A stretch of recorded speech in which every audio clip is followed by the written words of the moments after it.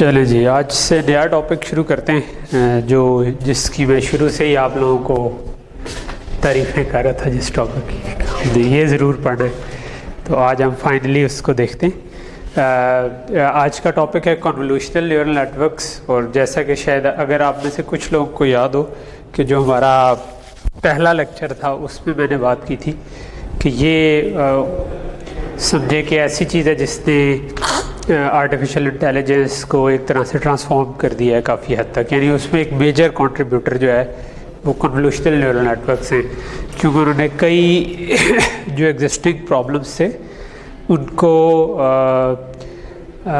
उनको बड़े अच्छे तरीके से सॉल्व किया है, जिनमें से स्पीच रिकग्निशन, फेस रिकग्निशन, इस किस्म के जो ऑब्जेक्ट डिटेक्शन, ऑब्जेक्ट क्लासिफिकेशन, ये सारी चीज़ें जो है ना ये काफ़ी हद तक इनसे पॉसिबल हुई।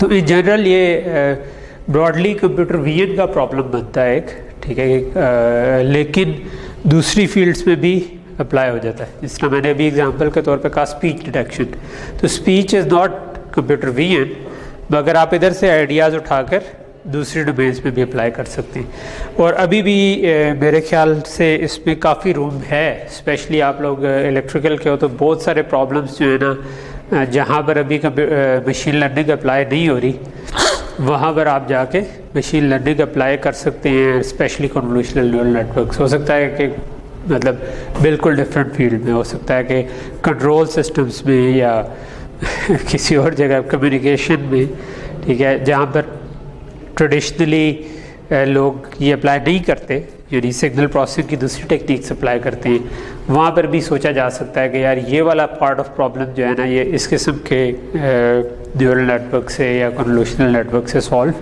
हो सकता है, ठीक है। तो सिर्फ ये नहीं है कि ये आपने ज़रूर कंप्यूटर विजन पे काम करना हो तो आपके काम आएगा। ये इस लिहाज से भी इंटरेस्टिंग है कि आपने जिस चीज़ में भी काम करना हो, अगर आप थोड़ा सा इससे खेल लेंगे तो आपके काम आ जाएगा। अनफॉर्चुनेटली हम शायद इसकी असाइनमेंट कोई नहीं कर सकेंगे, क्योंकि बाकी की असाइनमेंट्स अभी इतनी रहती हैं कि कोर्स में हो जाए। But I share some links जिसमें जो कि कुछ मैंने पहले भी किए हुए हैं, जिस तरह टेंसर फ्लो वाले जो मैंने लिंक शेयर किया था, उसमें जो आखिरी एग्जांपल थी जिसमें वो बंदा रॉक पेपर सीजर को डिटेक्ट करने की कोशिश करता है, तो छोटा सा पीस ऑफ कोड था और वो पीस ऑफ कोड जो था वो बेसिकली कॉन्नेट इम्प्लीमेंट कर रहा था। और इस टॉपिक पे मुझे भी श्योर नहीं है कि हमें 2 लेक्चर्स लगते हैं या 3 लगते हैं, बट हो सकता है 2 से 4 तक कुछ भी हो सकते हैं। लेकिन ये करने के बाद आप इस काबिल हो जाएंगे कि वो जो छोटा सा पीस ऑफ कोड है वो आपको अच्छी तरह समझ आ सके। काम ज़्यादातर उस पीस ऑफ कोड ने करना है और आपने उसको उसी तरह का एक स्ट्रक्चर बनाना होगा, लेकिन उसके पीछे हो क्या रहा है वो हमें थोड़ा सा उसकी सेंस बन जानी चाहिए इस पूरे लेक्चर के बाद। Okay, so computer vision problems क्या क्या होते हैं। एक प्रॉब्लम तो इमेज क्लासिफिकेशन का है, जिस तरह वैसे मेरे कंप्यूटर पे इससे ज़्यादा खूबसूरत तस्वीर आ रही है, मैं भी शायद दूर से वैसी नज़र आ रही हूँ, लेकिन ये एक बिल्ली है जिसको हम डिटेक्ट कर रहे हैं। तो हमने कैट और नॉट कैट की एग्जांपल पहले भी की, डिसीजन ट्रीज में भी की। तो इधर आपके कहते हैं अगर आपके पास कोई इमेज है और उससे आप डिटेक्ट करना चाह रहे हैं कि इस इमेज में क्या है, क्या बिल्ली है या इंसान है या कोई और चीज़ है, तो this is called an image classification problem. Recent search जो आई है ना कंप्यूटर विजन की, उसमें मैंने बताया था कि आपका स्टैनफोर्ड ही की आई गेस प्रोफेसर हैं फीफी ली, उन्होंने एक प्रोजेक्ट शुरू किया था इमेज नेट के नाम से, जिसमें वो बहुत सारे इमेजेस, लेबल्ड इमेजेस उन्होंने इकट्ठे कर दिए थे और उस पर फिर कंपटीशन होना शुरू हुआ इमेज नेट का, जिसमें कि उनको क्लासिफाई किया जाए कि इस इमेज में क्या है। और जेफ हिंटन एक मशहूर प्रोफेसर हैं, 3 मैंने बताया था मशहूर बंदे हैं, यॉन लेकॉन, जेफ हिंटन और योशुआ बेंजियो, ठीक है। तो ये 3 जो है ना, इन तीनों को पिछले साल या उससे पिछले साल ट्यूरिंग अवार्ड भी मिला है फॉर देयर कॉन्ट्रीब्यूशंस, ठीक है। सो और वो बेसिकली यही कॉन्ट्रीब्यूशंस हैं कि ये जो आर्टिफिशियल इंटेलिजेंस और न्यूरल नेटवर्क्स साइड पे, और उसमें प्राइमरली तो बेंजियो ने अपने 2 स्टूडेंट्स को कहा कि यार आप इसमें कन्वोल्यूशनल न्यूरल नेटवर्क ट्राई करें, और उन्होंने ट्राई किया और उन्होंने बेंचमार्क को सिग्निफिकेंट मार्जिन से बीट कर दिया, और वहाँ से फिर ये हाइप शुरू हुई और वहाँ से फिर आगे बहुत सारा काम आगे बढ़ा, ठीक है। तो वो इमेज क्लासिफिकेशन टाइप के प्रॉब्लम थे। फिर दूसरा है ऑब्जेक्ट डिटेक्शन का, जिस तरह इस इमेज में आपने डिटेक्ट किया कि आगे कौन कौन सी ऑब्जेक्ट है, ना सिर्फ डिटेक्ट किया बल्कि उसके अराउंड बाउंडिंग बॉक्स बना दिया कि ये यहाँ पर एक गाड़ी है, यहाँ पर एक और गाड़ी है, यहाँ पर सिग्नल है, ये बिल्डिंग है। ये इस कॉन्टेक्स्ट में इम्पॉर्टेंट है कि for example self driving cars आजकल इसके ऊपर काफ़ी ज़्यादा काम हो रहा है, हो चुका है काफ़ी हद तक। तो एक तो हमने छोटी सी एग्जांपल देखी थी ना न्यूरल नेटवर्क के दरमियान कि वो गाड़ी चल रही है, वो बहुत सिंप्लीफाइड थी। आज जो हो रहा है वो ये हो रहा है कि आप सही रश में गाड़ी जो है वो ऑटोमेटिक चल सके। तो अगर उसने चलना है तो उसके बहुत से सेंसर्स आ रहे होते हैं, उसमें ऑब्वियसली रडार भी होता है, लेकिन इमेज सेंसर भी बहुत इंपॉर्टेंट होता है, जिससे आप तस्वीर खींचते हैं और फिर आप एनालिसिस करते हैं कि यार क्या क्या चीज़ें आगे पीछे, ठीक है, और कितनी दूर हैं, ठीक है, गाड़ी है कितनी दूर है। अब इधर से अगर मैं इस गाड़ी को पहले आइडेंटिफाई कर लूँ, फिर बाउंडिंग बॉक्स से मुझे उसका साइज़ पता चल जाएगा, और मुझे पता है कि इस साइज़ की नज़र अगर आ रही है तो असल में कितनी दूर होनी चाहिए, तो आप ये कैलकुलेट कर सकते हैं, ठीक है। और भी इस किस्म के न्यूरल स्टाइल ट्रांसफ़र टाइप की चीज़ें भी होती हैं, जिस तरह अगर ये इमेज है और आप इसको इस किस्म के स्टाइल में करना चाह रहे हैं तो आप इस किस्म के, और इसकी नई फॉर्म्स आप लोगों ने देखी हुई हैं, ऐसी ऐप्स आ गई हुई हैं जो कि आप ही को आज से बूढ़ा करके दिखा देंगे या लड़की बना के दिखा देंगे और लड़की को लड़का बना के देंगे। आजकल तो असल में ही लोग शुरू हो गए बनना, लेकिन मैंने कहा कहते हैं टिकटॉक पे मैं देखूं तो अक्सर वो लड़के ही मेकअप करके ना लड़की बना रही। सो और आई डोंट नो, वैसे पॉपुलर हो जाते हैं समहाउ। आई थिंक एक चीज़ कहलाती है कंट्रोवर्शियल मार्केटिंग, ठीक है, कि आप किसी चीज़ में थोड़ी सी कंट्रोवर्सी डाल दें ना तो वो मसाला पैदा हो जाता है कि लोग उसको जस्ट बिकॉज के दिस इज़ डिफरेंट आप देखना शुरू कर देते, तो वो पॉपुलर होना शुरू हो जाती। जिस तरह एक गाना था, वो कौन सा, आए टू आए, एक सुनो आप लोगों ने, बिल्कुल फजूल सा था, लेकिन वो इतना फजूल था कि वो सब लोगों ने just because it was different तो उसके व्यूज़ बहुत ज़्यादा हो गए। ओके, एनीवे, सो इस किस्म के चीज़ें भी आप कंप्यूटर विजन के प्रॉब्लम्स में आ जाती हैं।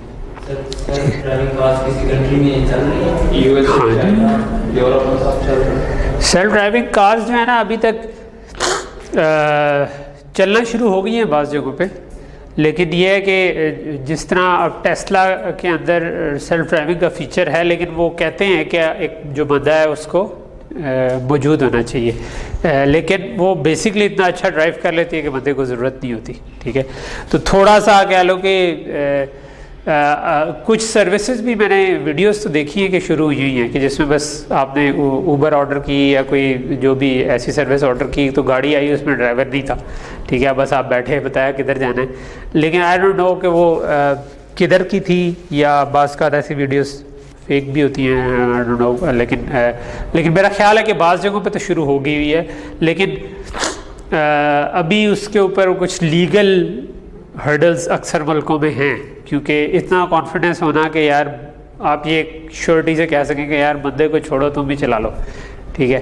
तो वो I think we are almost there, but वो जो लास्ट 1-2% है ना, अगर वो भी हम कवर कर जाएं तो फिर उसके बाद वो कॉन्फिडेंस बिल्ड हो जाएगा कि यार ये तो ह्यूमन ड्राइवर से एक्चुअली बेहतर है।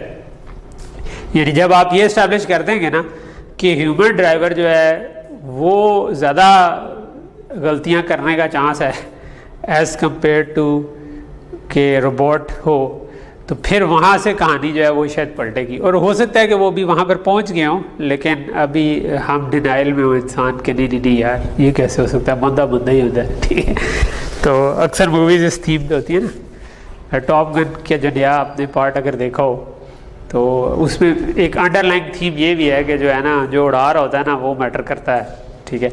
लेकिन ऑब्वियसली नेक्स्ट जनरेशन के जो फाइटर जेट्स हैं उनमें भी यही होगा, क्योंकि जब स्पेशली फाइटर जेट्स में दूसरा प्रॉब्लम हो जाता है कि जब वो बहुत तेज़ी से पुल करते हैं तो आपको ग्रेविटी से कई गुना ज़्यादा फोर्स महसूस होती है, जिसको हम कहते हैं कि जी 9G पुल कर रहा है या 8G पुल कर रहा है। तो जब वो 8-9G पे पहुंचते हैं ना तो अक्सर लोग बेहोश हो जाते हैं, ठीक है। तो फाइटर पायलट्स अमूमन इतना ट्रेंड होते हैं कि वो अगर हम लोग 6G पे बेहोश होंगे तो वो 7G 8G तक चले जाएंगे, लेकिन ऑब्वियसली हैंड पे इंसान जब आपका पूरा ग्रेविटी इतनी तेज़ी से ब्लड नीचे की तरफ पुल होगा तो ब्रेन की तरफ से खून नीचे की तरफ चला जाता है, यू पास आउट, ठीक। और फिर आप दोबारा जी से वापस, जो इधर पीछे एक जहाज़ अनफॉर्चुनेटली F-16 हमारा क्रैश हुआ था, उसमें भी वो ज़्यादा चांस यही है कि वो बंदा ज़्यादा पुल कर गया, थोड़ा सा नीचे था, उसने ज़्यादा पुल किया, पास आउट हो गया और वहाँ पर हो गया, क्योंकि क्रैशेज अक्सर ऐसे तो एनीवे, तो वहाँ पर भी जो है ना कल को जो जंगें भी होंगी वो भी उसमें ये कंप्यूटर विजन यूज़ हो रहा होगा, ठीक है। या कंप्यूटर विजन कह रहा हूँ यानी कि उसको कंट्रोल सिस्टम भी उसके शायद ह्यूमन के बजाय मशीन चल रही हो, और उसको बीट करना ज़्यादा मुश्किल होगा क्योंकि उसको ये वाला मसला नहीं है कि मैंने ज़्यादा चीज़ पुल किए, वो वहाँ पर रुकेगा जहाँ पे जहाज़ के स्ट्रक्चरल डैमेज होने का मसला हो, कि आपने इतने ज़्यादा पुल किया कि मतलब जहाज़ पे इतनी फोर्सेस पड़ें कि उसका स्ट्रक्चर डिफॉर्म हो जाए या कुछ ऐसी चीज़ ना हो जाए, तो अदरवाइज ये वाली लिमिट नहीं होगी। एनीवे, सो जब आप ऐसा कोई क्लासिफिकेशन का टास्क करते हैं तो डीप लर्निंग अब हमने पढ़ ली हुई है। डीप लर्निंग हम कहते हैं कि जब आपकी ये जो हमने न्यूरल नेटवर्क पढ़ा था उसके अंदर हमने कहा था कि एक तो शुरू की लेयर होती है, एक आखिर की लेयर होती है, और दरमियान वाली लेयर्स हिडन लेयर कहलाती है। तो जब आप इन हिडन लेयर को बढ़ाते जाए ना तो इसको हम कहते हैं कि हमने अपना नेटवर्क इतना डीप कर लिया। और डीप लर्निंग से मुराद असल में यही है कि आप कितने डीप फीचर्स डिटेक्ट कर सकते हैं, ठीक है। इसको ब्रॉडली हम यूँ भी समझ सकते हैं कि हमने जो पहली एग्जांपल पढ़ी थी न्यूरल नेटवर्क की, आपको याद होगा वो XOR की थी, ठीक है। तो हम ये कर सकते हैं कि फॉर एग्जांपल मैंने ये वाला पैटर्न डिटेक्ट करना था कि यहाँ पे ऑन हो रही है चीज़ें, ठीक है। तो ये लीनियर रिग्रेशन जो है ना ये नहीं कर सकती थी, ये था XOR क्या था, दो जगहों पे 1 होता था जिस पे दरमियान में लाइन नहीं लग सकती थी कि यहाँ पर भी हो जाए यहाँ पर भी काइंड ऑफ, फिर हमने उसको यूं काटा था, ये था, हाँ ठीक है, कि हमारे पास यहाँ पर भी 1 आ रहा था, यहाँ पर भी 1 आ रहा था, अगर हम इधर काटें तो मसला हो जाता था, ठीक है। तो बेसिकली जो आपके डीप नेटवर्क्स है ना वो आपको ये अलाउ करते हैं कि यार आप लेट से एक इस तरह से काटने वाला बना लें जो ऊपर की तरफ काट दे और एक इस तरह से काटने का बना लें, और दोनों को मर्ज करके आप ऐसी चीज़ें, ऐसी बाउंड्रीज भी बना सकते हैं जो कि वैसे पॉसिबल नहीं थी। और जब आप डीपर नेटवर्क्स पे जाते हैं तो ये आप इससे ज़्यादा लेयर्स बना सकते हैं, ठीक है। तो वहाँ पर आप काइंड ऑफ डिडक्शंस कर सकते हैं कि पहली लेयर में आपने एक चीज़ डिटेक्ट कर ली कि यार यहाँ पर आँख है, यहाँ पर कान है, यहाँ पर नाक है, इस शेप का नाक है, इस शेप का आँख है, इस शेप का कान है, तो ये बंदा तो फलां बंदा ही होगा, ठीक है। तो ये वाली चीज़ जो है ये आप आपके तो हम ये बड़ा इंट्यूटिवली कर रहे होते हैं, हमें नहीं पता कि हम कैसे कर रहे हैं अंदर से, लेकिन जो हमारा गेस वर्क है कि हम असल में कैसे कर रहे होंगे वो ये है कि हम हमारे न्यूरॉन्स इस तरह से कनेक्टेड हैं कि हम थोड़ा सा डीप नेटवर्क बनाते हैं जिसमें हम मल्टीपल फीचर्स गेस कर लेते हैं और फिर हम पहुंच जाते हैं। ओके, सो अब इसमें एक प्रॉब्लम क्या बनेगा कि फॉर एग्जांपल ये थोड़ा सा अब कैट कैलेट से इमेज है, ठीक है, ये थोड़ा लो रेजोल्यूशन है, ये ज़रा हाई रेजोल्यूशन है, तो ये 64x64/3 क्योंकि RGB चैनल्स हैं, तो ये RGB चैनल्स तो पता ना आप सबको, रेड ग्रीन और ब्लू की हैं। तो बेसिकली हर पिक्सल के लिए एक पिक्सल एक ही कलर होता है और उसमें 8-8 बिट का रेड ग्रीन और ब्लू पार्ट होता है। तो हम ये कहते हैं कि यार इसमें 64x64 इसकी डायमेंशन है और हर जो पिक्सल बनती है उसमें वो रेड ग्रीन और ब्लू कॉन्टेंट है, तो इंटू 3, ठीक है। तो इसके पैरामीटर्स आपके बन जाते हैं 12288, ठीक है। तो सिंपल एक इमेज ही इतने ज़्यादा पैरामीटर्स बना देता है, ठीक है। अब अगर मैंने ड्यूअल नेटवर्क बनाना है तो मैं ये इनपुट इमेज आ रहा है, अगर मैं सारी पिक्सल्स को इनपुट लूँ और उसको आगे कनेक्ट करूँ तो ये इतने सारे पैरामीटर्स बन जाए। अच्छा, ये भी लो रेजोल्यूशन इमेज था। लेट्स से कि मैं एक 1 मेगापिक्सल का इमेज लेता हूँ, जो कि आजकल के दौर में कोई इतना हाई रेजोल्यूशन भी नहीं है। 1 मेगापिक्सल तो आप थोड़ा सा रुल गया है, ठीक है। हर कंप्यूटर का जो है, हर आपके मोबाइल का कैमरा जो है वो इससे कई गुना ज़्यादा है, ठीक है। तो लेट्स से कि मैं कहता हूँ 1 मेगापिक्सल है, तो 1000/1000 आपका 1 मिलियन होता है, जिसको हम 1 मेगापिक्सल कहते हैं। तो इस साइड पे भी 1000, इस साइड पे भी 1000 और फिर 3 जो RGB चैनल्स बन गए, तो 3 मिलियंस तो सिर्फ इनपुट पैरामीटर्स ही बन गए, ठीक है।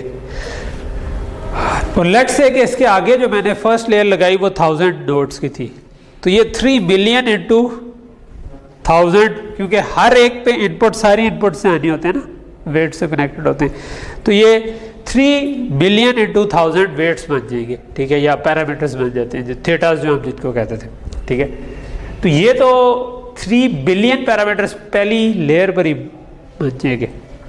इतने ज़्यादा थीटास जो हों, पहला मसला उन पे ये है कि एक तो वो कंप्यूटेशनली बहुत एक्सपेंसिव हो जाएगा कि कैसे करें, ठीक है, और दूसरा ये मसला ये बन जाएगा कि बहुत ज़्यादा पैरामीटर्स हों तो हमें क्या मसला आता है, अंडर फिटिंग या ओवर फिटिंग, ओवर फिटिंग का मसले उसमें आ सकते हैं। तो उस पर हमें बहुत सारे इमेजेस चाहिए होंगे कि वो ओवर फिटिंग से बच सकें, ठीक है। तो ये एक मसला पैदा हो गया, ठीक है। तो कॉननेट जो है इस मसले को बड़ा अच्छे तरीके से सॉल्व कर देते हैं। तो कॉननेट को समझने के लिए, या कॉन्वोल्यूशन, मैं कॉननेट या CNN या कॉन्वोल्यूशनल न्यूरल नेटवर्क करूँ, इन सब का एक ही मतलब है, ठीक है। आपको जो इसमें से आसान समझने लगता है, ठीक है। कॉन्वोल्यूशन आप सब ने पढ़ी हुई है, ठीक है, तो कॉन्वोल्यूशन जो है वो इससे रिलेट करेगी, ठीक है। तो इसलिए आपको कॉन्वोल्यूशनल न्यूरल नेटवर्क नाम से समझ आ जाना चाहिए। ऑल्दो मैं अभी कॉन्वोल्यूशन दोबारा समझाने लगाऊंगा क्या है, तो इसलिए अगर नहीं भी पढ़ी हुई तो कोई मसला नहीं है, किसी का कोर्स वाला पास नहीं भी हुआ तो डजंट मैटर, ठीक है। तो CNN कह लूँ या कॉननेट कह लूँ, उसका एक ही मतलब होगा। सो कन्वोल्यूशन को समझने के लिए पहले हम सिंपल एज डिटेक्शन की एग्जांपल करते हैं। अच्छा, टू बी ऑनेस्ट मुझे लगता है कि जो DSP या सिग्नल सिस्टम में आपने कन्वोल्यूशन पढ़ी होगी, ऐसे ही है ना। मुझे लगता है कि वो पढ़ाने के लिए अगर इमेज प्रोसेसिंग से एग्जांपल दी जाए ना तो वो ज़्यादा अच्छी समझ आती, ठीक है। लेकिन टिपिकली सिग्नल प्रोसेसिंग के लोग अमूमन इमेज प्रोसेसिंग में एक सबसेट ही जाता है। ज़्यादातर लोगों ने 1 डायमेंशनल सिग्नल प्रोसेसिंग की होती है, कम्युनिकेशन सिस्टम्स और इस तरह की चीज़ें की होती हैं, तो वो अमूमन फिर इमेज वाले चीज़ों को उतना अच्छा नहीं, लेकिन कुछ चीज़ें जो है ना वो इमेज प्रोसेसिंग से ज़्यादा अच्छी समझ आती है, ठीक है। तो this is one of that kind of things. तो आज के लेक्चर जो है वो उस तरह से इंट्यूटिव सा होगा जिसमें आपको इमेज प्रोसेसिंग की थोड़ी सी इंट्रो भी हो जाएगी। तो फॉर एग्जांपल अगर मैंने कोई फेस रिकग्निशन करनी थी, तो हम ये कर सकते हैं कि डिफरेंट साइडों के एजेस निकालें। कि अगर मेरे पास एक तस्वीर है तो एज हम उसको कहते हैं जहाँ पे कलर चेंज हो रहा होता है, बिल्कुल जहाँ पे ड्रास्टिक चेंज आती है। जिस तरह अगर ये बंदे खड़े हैं तो इनकी जो बाउंड्रीज है ना, दीज आर कॉल्ड एजेस। इसी तरह जब मैं आपके सामने खड़ा हूँ तो अब मेरा ये हाथ है, तो मेरे हाथ के इस कोने से आपका अचानक से पीछे, क्योंकि टीवी है तो इसका और इसका कलर बहुत ज़्यादा चेंज आएगा। इवन अगर मैं इधर हूँगा तो बोर्ड और इसका कलर बड़ा चेंज आएगा। तो दिस इज़ एन एज, ठीक है। तो एज जो है वो बाउंड्री को डिटरमिन कर रहे होते हैं, वहाँ पे आपके एक ड्रास्टिक चेंज होती है। तो एज डिटेक्शन अमूमन हम चाह रहे होते हैं कि उससे हमें ज़रा शेप्स का आइडिया हो जाता है चीज़ों की, ठीक है। तो लेट्स से ये जो बनाए हुए हैं ना, ये डिफरेंट एंगल्स पे एजेस निकालने के फ़िल्टर्स हैं, जो हम फ़िल्टर्स बाद में पढ़ेंगे। लेकिन अगर हम वो निकाल लें फर्स्ट लेयर पे और सेकंड लेयर पे, उससे हम ऑब्जेक्ट्स आइडेंटिफाई कर लेंगे। अगर इस तरह के एजेस आ रहे हैं तो ये हो सकता है आँख हो, और इस तरह के एजेस आ रहे हैं तो नाक हो, इस तरह के, और उनकी बेस पे हम फेस के कुछ पैरामीटर्स निकाल के उसको डिटेक्ट कर सकें। तो ये इंट्यूटिवली आप एक न्यूरल नेटवर्क की अगर मल्टीपल डीप लेयर्स लेंगे तो फर्स्ट लेयर ये निकाल ले, सेकंड लेयर निकाल ले, थर्ड लेयर ये निकाल ले, या पहली 5 लेयर ये निकाल लें, अगली 5 ये निकाल लेंगे। तो आप इस तरह करके फेस रिकग्निशन तक पहुंच सकते हो। तो एज डिटेक्शन जो है ना वो एक कॉमन फर्स्ट स्टेप है जो कि इस्तेमाल होता है, ठीक है।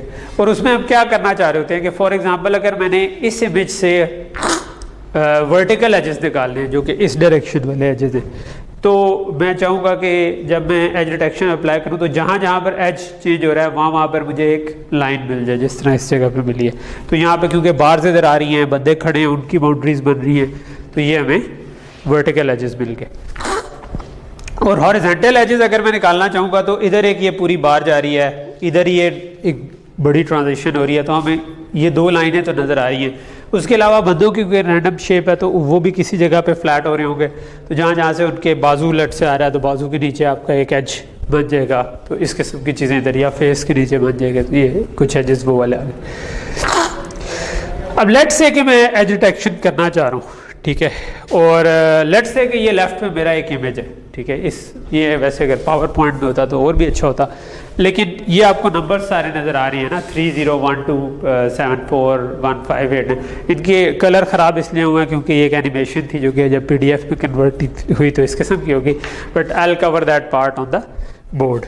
तो लेट्स से कि मेरे पास ये एक असल इमेज था और मैं इसमें एजेस डिटेक्ट करना चाह रहा हूँ कि एज कहाँ पर आ रही है।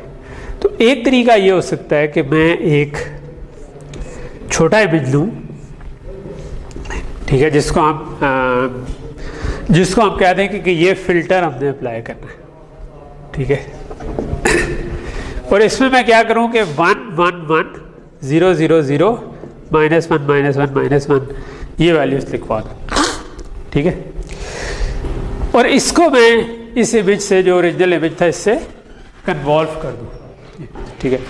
अच्छा, कन्वॉल्व करना क्या होता है, ठीक है। कन्वॉल्व करना आपने 1 डायमेंशन में पढ़ा होगा, लेकिन हम अभी 2 डायमेंशनल में करना चाह रहे हैं, ठीक है।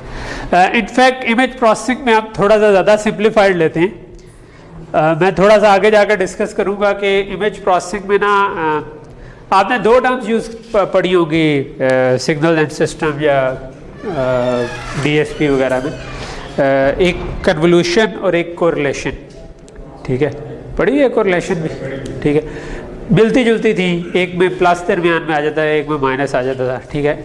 इमेज प्रोसेसिंग में अक्सर हम कर कोरिलेशन रहे होते हैं, लेकिन उसे बोल कन्वोल्यूशन देते हैं, ठीक है। मैथमेटिकली इट्स नॉट 100% करेक्ट, लेकिन हमें उससे ज़्यादा फ़र्क नहीं पड़ता, इसलिए हम टिपिकली आप देखोगे कि जितना भी लिटरेचर है ना, उसमें हो कोरिलेशंस नहीं होगी, लेकिन उसको बोल लो कन्वोल्यूशन देके, ठीक है। उनसे सिर्फ इतना सा फ़र्क पड़ता है कि इसको फ्लिप करके इस्तेमाल करना है या इसको सीधा रख के इस्तेमाल करना है, ठीक है। तो अभी हम उसको सीधा रख कर इस्तेमाल करने का सादा केस देख रहे हैं, जो असल में कोरिलेशन है, ठीक है।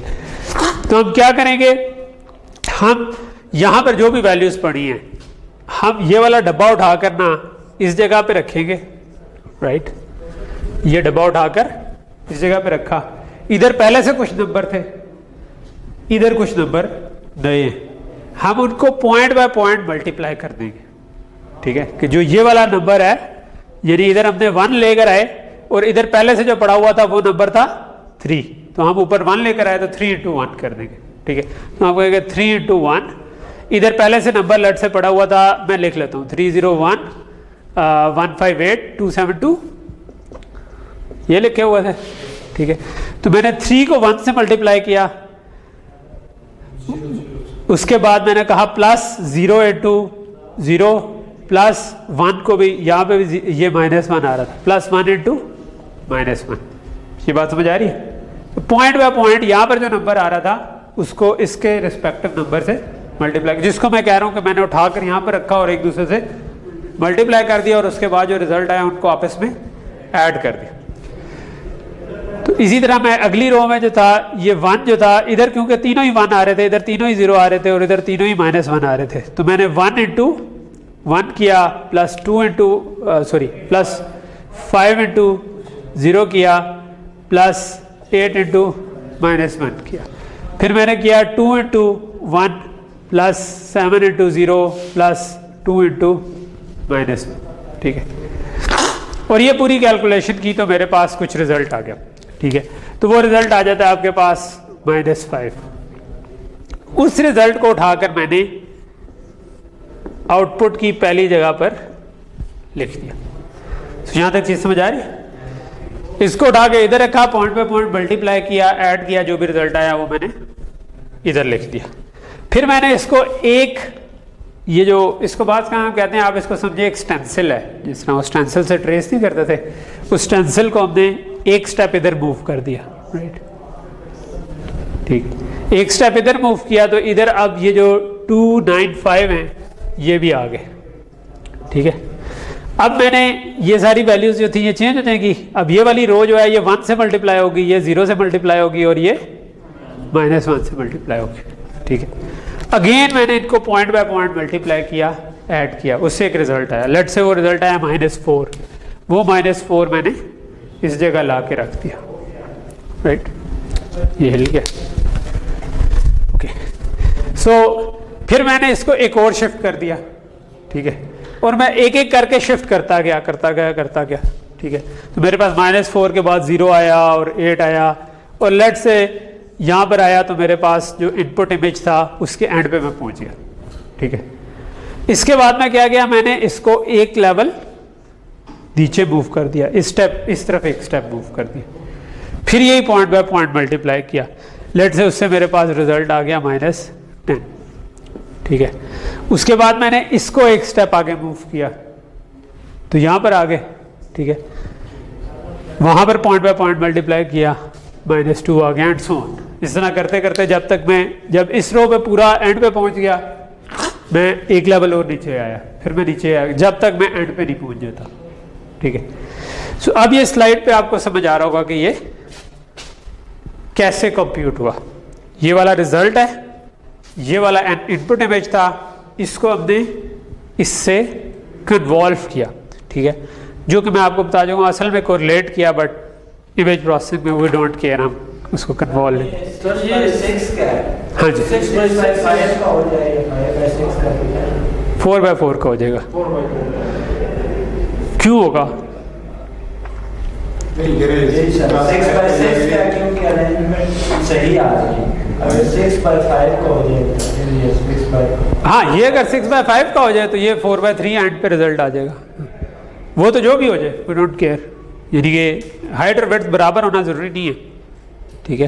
कर्नल्स की अमूमन बराबर होती है, ऑल्दो ज़रूरी इधर भी नहीं है, लेकिन अमूमन मैंने जो देखे हैं वो ज़्यादातर बराबर होती है। ये एक और जगह हो सकती है जहाँ पे आप फ्यूचर में एक्सपेरिमेंट कर सकते हैं कि इनको चेंज करके देखें कि ये भी बराबर ना हो, लेकिन प्रैक्टिकली हमने चाहे ये और ये कोई भी डायमेंशन क्यों, हमने इसको यहाँ पे रखना है, पॉइंट पे पॉइंट मल्टीप्लाई करना है, ऐड करना है, एक मूव करते जाना है जब तक एंड पे ना पहुँच जाए, फिर एक रो नीचे जाना है, फिर एक रो नीचे जाना है, फिर एक रो नीचे जाना है, ठीक है। सो काइंड ऑफ लेट से ये मेरा कर्नल है, ठीक है। ये स्क्वायर तो नहीं है, बट ये इस तरह मैंने पूरी रो लेके गया, फिर एक लेवल नीचे गया, रो लेके गया, फिर एक लेवल रो नीचे गया, जिधर तक भी चली जाए, ये उससे 10 गुना बड़ी होती है या 3 गुना छोटी होती है, इट डजेंट मैटर। आखिरी दफ़ा मैं यहाँ पर पहुँचा और यहाँ से यहाँ तक निकाल दी, ठीक। तो ये मेरे पास रिजल्ट आ जाएगा, गेट इट? ये नहीं समझ आ गई। लेट्स से कि मेरी जो इनपुट थी वो थी 6/6, ठीक है। अच्छा, अब वो अगर 6/6 थी तो इसका मतलब है कि काइंड ऑफ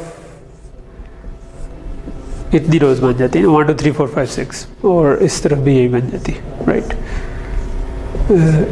यहाँ पर बने, ठीक है। अब अगर मैंने 3/3 कर्नल पहली दफा रखा था तो वो इधर आया, राइट, ठीक है, उसका सेंटर ये था, राइट, ठीक है। और जब मैं आखिरी दफा रखूंगा तो वो इधर आएगा, उसका सेंटर यहाँ पर होगा। तो इसका मतलब है 1 2 3 4 मेरे रिजल्ट आएंगे, क्योंकि पहली दफा मैंने इस तरह पूरा चलाया, फिर एक नीचे गया, फिर इस तरह चलाया, फिर एक नीचे गया, फिर लेकिन यहाँ पर आया तो ये काफ़ी हो गया, यहाँ पर आकर ख़त्म हो गया। तो इसका मतलब है कि क्योंकि ये 3/3 था तो इसका मतलब है इसके सेंटर से एक रो ऊपर थी और इससे सेंटर से एक रो नीचे थी, तो एक रो नीचे से ज़ाया होगी, एक रो ऊपर से ज़ाया हो जाएगी। तो अगर 3/3 था ना तो आपकी 2 रोज जो है ना वो ज़ाया हो जाएगी। सिर्फ सेंटर वाली तो सारी जगहों पर आएगी, लेकिन सेंटर के ऊपर वाली जितनी भी हैं और सेंटर के नीचे वाली जितनी भी हैं वो आपके पास कम हो जाएंगी डायमेंशन में, ठीक है। तो अगर ये 6 था तो 6 में से माइनस हो जाएगा जो आपके फिल्टर की काइंड ऑफ डायमेंशन थी, लेकिन उससे एक ज़्यादा, ठीक है, वो 3 थी ना, तो उसमें से 2 कम हुआ है, क्योंकि सेंटर तो रहेगा अपनी जगह पे, सेंटर से ऊपर वाला भी जाएगा और नीचे वाला भी। सो माइनस फिल्टर साइज जो भी था, जो कि 3 था, या 6 - 3 + 1, ये हमारा फॉर्मूला बन सकता है इसको कैलकुलेट करने के लिए। और अगर 6 को मैं कह दूं कि ये मेरा n है, n/n का इमेज है लेट से, तो n माइनस ये जो मेरा फिल्टर साइज है मैं कह दूं ये f/f है, तो ये n - f + 1 मेरा नया डायमेंशन बन जाएगी। यानी अगर मैं n/n इमेज को n/n को कन्वॉल्व करूं विद f/f थिंग, तो मेरा रिजल्ट जो बनेगा वो n - f + 1/n - f + 1 होगा। तो ये बात तो समझ आ रही है सारों को, क्योंकि सेंटर जो है ये जो +1 है वो सेंटर है, ठीक है, और बाकी फिल्टर की जितनी भी रोज थी वो निकल गई, ऊपर वाली भी निकल गई, नीचे वाली भी निकल गई। तो यहाँ तक चीज़ कुछ क्लियर हो गई, ठीक है जी। ओके, सो अब क्वेश्चन ये है कि मैं तो बात शुरू की थी मैंने एज डिटेक्शन से और समझाना शुरू कर दी कॉन्वोल्यूशन ठीक है, तो इसमें एज डिटेक्शन कहाँ से हुई, ठीक है। तो वो एज डिटेक्शन अभी मैं आपको बताता हूँ कैसे हुई। कि फॉर एग्जांपल ये आपका एक इमेज था, ठीक है, इसमें आपको इस हाफ में 10 लिखा हुआ नज़र आ रहा है, इस हाफ में 0 लिखा हुआ नज़र आ रहा है। तो इमेज में ये जो चीज़ें लिखी हुई नज़र आती हैं ये इसकी इंटेंसिटीज़ होती हैं। 0 का मतलब है बिल्कुल ब्लैक, ठीक है, 10 का मतलब है कोई इंटेंसिटी वैल्यू है। तो यहाँ पर हमें नज़र आ रहा है कि यहाँ पे कोई कलर होगा और यहाँ पर ब्लैक होगा, तो इसका मतलब है इधर कोई एज बन रहा है, बिल्कुल सेंटर में इस जगह पर एज बन रहा है।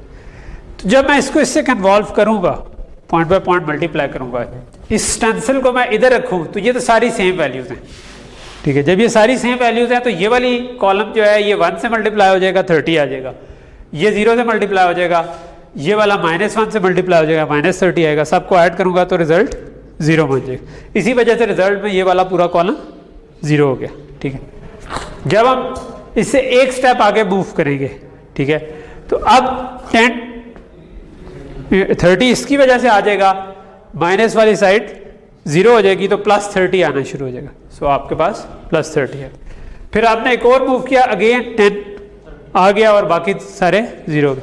फिर जब आप पूरा ओवरलैप करके इधर आ गए तो अब ये सारे सेम हैं, अगेन इनमें 0 से मल्टीप्लाई होकर 0 आ गया। अगर इनमें 0 के बजाय कोई और वैल्यू भी होती लेकिन फिक्स्ड होती, कोई और कलर होता, ठीक है, 10 के बजाय इधर हम 100 पे चले जाते तो फिर भी ये 0 हो जाते, बिकॉज इस साइड वाले 1 से मल्टीप्लाई हो जाते, इस साइड वाले -1 से मल्टीप्लाई हो जाते, 0 हो जाते। तो रिजल्ट मेरे पास इस किस्म का आ गया कि इस तरफ 0 0 आ गया, इस तरफ भी 0 0 आ गया, इस तरफ 2 कॉलम्स में मेरे पास 30। अच्छा, एच तो आप कह रहे होंगे एक कॉलम पे है, यहाँ पर हमारे पास 2 कॉलम में आ गया, इससे इतना ज़्यादा फर्क नहीं पड़ता क्योंकि अभी हम बहुत छोटा इमेज देख रहे हैं। असल में हम 1 मेगापिक्सल में देख रहे होंगे तो उसमें 2 कॉलम आपको बहुत छोटे से लगेंगे, ठीक है। तो वो पूरी लाइन जहाँ पर एज है वो 2 ही रहेंगे, ठीक है। वो ये नहीं है कि वो मिलियन 1000 डायमेंशन होगी तो वो 2 के बजाय 2000 हो जाए, नहीं, ठीक है। तो इससे 1000 गुना अगर इमेज भी बड़ा होगा तो आपके पास वो वाली सिंपल सी एक लाइन आपको नज़र आ जाएगी जिस तरह हमने पिछले इमेज में देखा था कि हमें एज डिटेक्ट हो गए थे, ठीक है। सो यहाँ तक चीज़ कुछ ना कुछ क्लियर होगी, ठीक है। सो बेसिकली आपके पास कहीं पे अगर कलर चेंज हो रही है तो यहाँ पर आप समझें कि ग्रे हम 0 को शो कर रहे हैं, ब्लैक -1 को शो कर रहे हैं और वाइट जो है वो प्लस समथिंग को शो कर रहे हैं। तो अगर आप इसको इससे कन्वॉल्व करेंगे तो आप लग रहा है कि जर्मनी के फ्लैग को उल्टा कर दिए हैं कौन सा, बेल्जियम का ऐसा होता है, तो उससे कन्वॉल्व करेंगे तो आपके पास जहाँ पर एज आ रहा है वहाँ पर हाई वैल्यूज आ जाएगी और बाकी जगहों पर 0 आ जाएगी। Okay, so you get the idea, ठीक है। किसके? मैंने बताया कि इसके अमूमन सेम ही होते हैं, अमूमन, ठीक है। इसकी ज़रूरी नहीं है, ये हम एक एग्जांपल के तौर पर इमेज ले रहे थे तो इसकी विड्थ और हाइट हमने सेम कर दी। ये ज़रूरी नहीं है आप मोबाइल के कैमरे से लें तो ये इसकी एस्पेक्ट रेशियो अमूमन स्क्वायर नहीं होती, ठीक है जी। किसकी? नहीं, ये हमने सिर्फ समझाने के लिए, क्योंकि हम एज डिटेक्ट कर रहे थे तो हमने एक बताया एज डिटेक्शन में भी मैं इसको 2 2 2 और -2 करूँ वो फिर भी कर देगा एज डिटेक्ट, ठीक है। हो सकती, कुछ भी हो सकता है, ठीक है। ये कन्वोल्यूशन हो रही है, मैं आपको जब ये समझा रहा हूँ पॉइंट बाय पॉइंट मल्टीप्लाई हो रहा है, ठीक है। तो ये भी मैंने आपको सिर्फ वर्टिकल एज डिटेक्ट क्योंकि करना था तो उसके लिए एक एग्जांपल दे दी, ठीक है। अभी हम आगे देखेंगे कि हॉरिजॉन्टल एज करना होगा तो क्या करेंगे, ठीक है। तो फॉर एग्जांपल पहली चीज़ ये है कि व्हाट अबाउट के एज इसके उलट होता बिल्कुल, ठीक है, कि इस तरफ डार्क आ रहा था, इस तरफ ब्राइट आ रहा था, इसके बजाय इस तरफ डार्क आ जाता, इस तरफ ब्राइट आ जाता, तो क्या होना था, यहाँ पर +30 के बजाय -30 आ जाना था, ठीक है। तो अभी भी एक बड़ा नंबर आना था but on the negative side. तो हमने जो बनाया हुआ है वो बाय डिफॉल्ट पॉजिटिव वैल्यू देता है अगर ब्राइट टू डार्क आप जा रहे हो फ्रॉम लेफ्ट टू राइट, लेकिन अगर डार्क टू ब्राइट जा रहे हुए तो वो हमें नेगेटिव में बड़ी वैल्यू दे देगा। तो दोनों केस, अगर हमें इससे कोई फर्क नहीं है कि एच किस तरह का है तो हम इनके एब्सोल्यूट ले सकते हैं आगे, ठीक है। हम कह दें कि एब्सोल्यूट ले लो, जो भी वैल्यू आती है वो मेरे पास एच बता देगी, ठीक है, एच की इंटेंसिटी बता देगी। डार्क में नेगेटिव आएगी या डार्क टू ब्राइट में नेगेटिव आएगी? डार्क टू, इस केस में ठीक है। अगर ये हमने पिक्सल ये वाला यूज़ किया हुआ है तो ये देखो ना 10 से 0 अगर जा रहा है लेफ्ट टू राइट में तो ये पॉजिटिव आया है, लेकिन डार्क टू ब्राइट जब हो रहे हैं तब हमारे पास नेगेटिव वैल्यू है। ठीक, इसी को उलट कर देता, -1 इधर लगा देता, 1 उधर लगा देता तो उलट हो जाता, वो भी डार्क टू ब्राइट पे कहते हैं पॉजिटिव देना शुरू हो जाता। ठीक है, उसने भी एज डिटेक्ट कर देना था। ठीक है,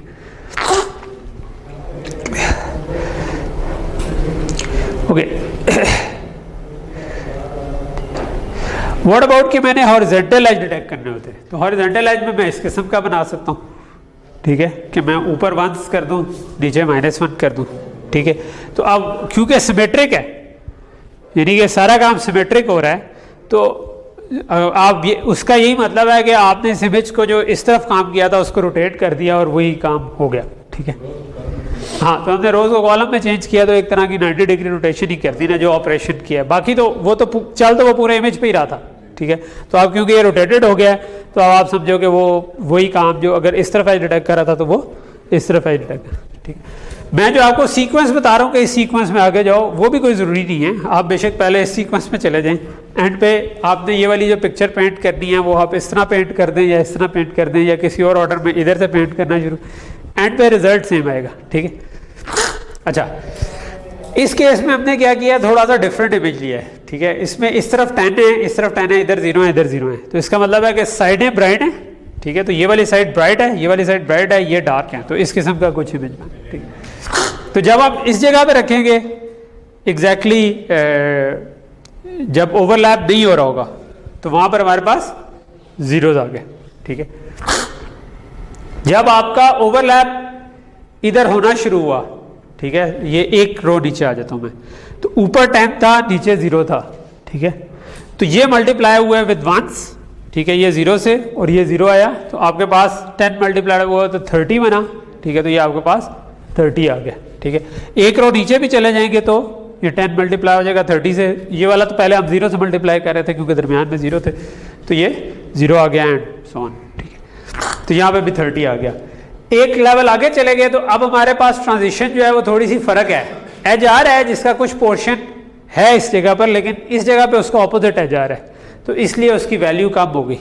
ठीक है, और जब आप सेंटर में आए तो फिर -10 हो गई क्योंकि अब इस पे बिल्कुल ही इस तरफ वाला ओवरलैप शुरू हो गया। ठीक है, लेकिन ओवरऑल अगर हम देखें तो इसने जहां जहां पर एज बन रहा था वहां पर निकाल दिया, लेकिन उसकी वैल्यूज क्योंकि ये वाला एज बिल्कुल स्ट्रेट एज नहीं था, तो जहां पे सेंटर में थोड़ी सी जगह आ रही थी वहां पर वैल्यूज थोड़ी सी कम आई। ठीक है, बिकॉज उसमें एज ट्रांजिशन हो रहा था from one type of edge to another type of edge. ठीक है, ओके, सो समझ आ रही है कि ये सिंपल से ऑपरेशन क्या करें। ओके, सो ये तो एग्जाम्पल थी। ठीक है, पहली चीज़ ये है कि हमने हमेशा एज नहीं डिटेक्ट करने होते, कई दफ़ा हमने ब्लर करना होता है। ठीक है, कई दफ़ा हम किसी चीज़ की ब्रॉडर पिक्चर देखना चाह रहे होते हैं तो हम ब्लर करना चाह रहे होते हैं। ठीक है, तो ब्लर करने के लिए हम एवरेज ले सकते हैं सारों की। इधर मैं सारे नंबर सेम रख दूंगा, लेट्स से ये 9 बनते हैं तो 1/9 हर जगह पे रख दूं तो ये एवरेज निकल आएगी ना, कि हर एक सारे ऐड होंगे और 9 से डिवाइड भी हो जाएगा एंड पे, तो मेरे पास 9 की एवरेज आ जाएगी।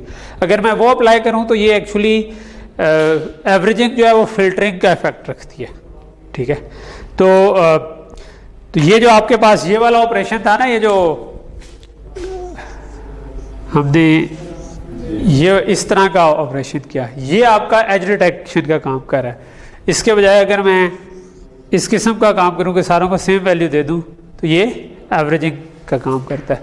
अगर आपको थोड़ी सी डीएसपी याद हो, ये सिर्फ उन लोगों के लिए जिन्होंने डीएसपी पढ़ी है या सिग्नल सिस्टम पढ़ा है, तो इसका फोरियर ट्रांसफॉर्म क्या बनता होता है, रेक्ट का। किसी भी रेक्ट का जो फंक्शन है कि जिसमें आपके पास 1 हुए और थोड़ी देर बाद 0 हो गए, पल्स क्या है जिसको उलट हो जाएगा, सिंक। ये कुछ कॉमन चीज़ें हैं जो आपको याद रहनी चाहिए। मुझे 20 साल हो गए हैं सिग्नल सिस्टम पढ़े हुए। ठीक है, मैंने उसके बाद बहुत ज़्यादा यूज़ नहीं की। ठीक है, मगर ये मोटी मोटी चीज़ें याद रह जाती हैं ना कि आपको याद होनी चाहिए। वो ये है कि रेक्ट का फोरियर ट्रांसफॉर्म सिंक होता है, सिंक का फोरियर ट्रांसफॉर्म रेक्ट होता है। ठीक है, अगर मैं ये अप्लाई करूँगा तो ये आप देखें, ये एक फ्रीक्वेंसी के अराउंड इधर ज़्यादा कंटेंट आ रहा है। ठीक है, तो ये लो पास फिल्टर का काम करता है, ठीक है। लो फ्रीक्वेंसीज को पास होने देगा, हाई फ्रीक्वेंसीज को नीचा कर देगा, ठीक है। तो लो पास फिल्टर जो है ना, जब हम उसको इमेज प्रोसेसिंग के टर्म्स में देखते हैं तो वो इमेज को ब्लर कर देता है।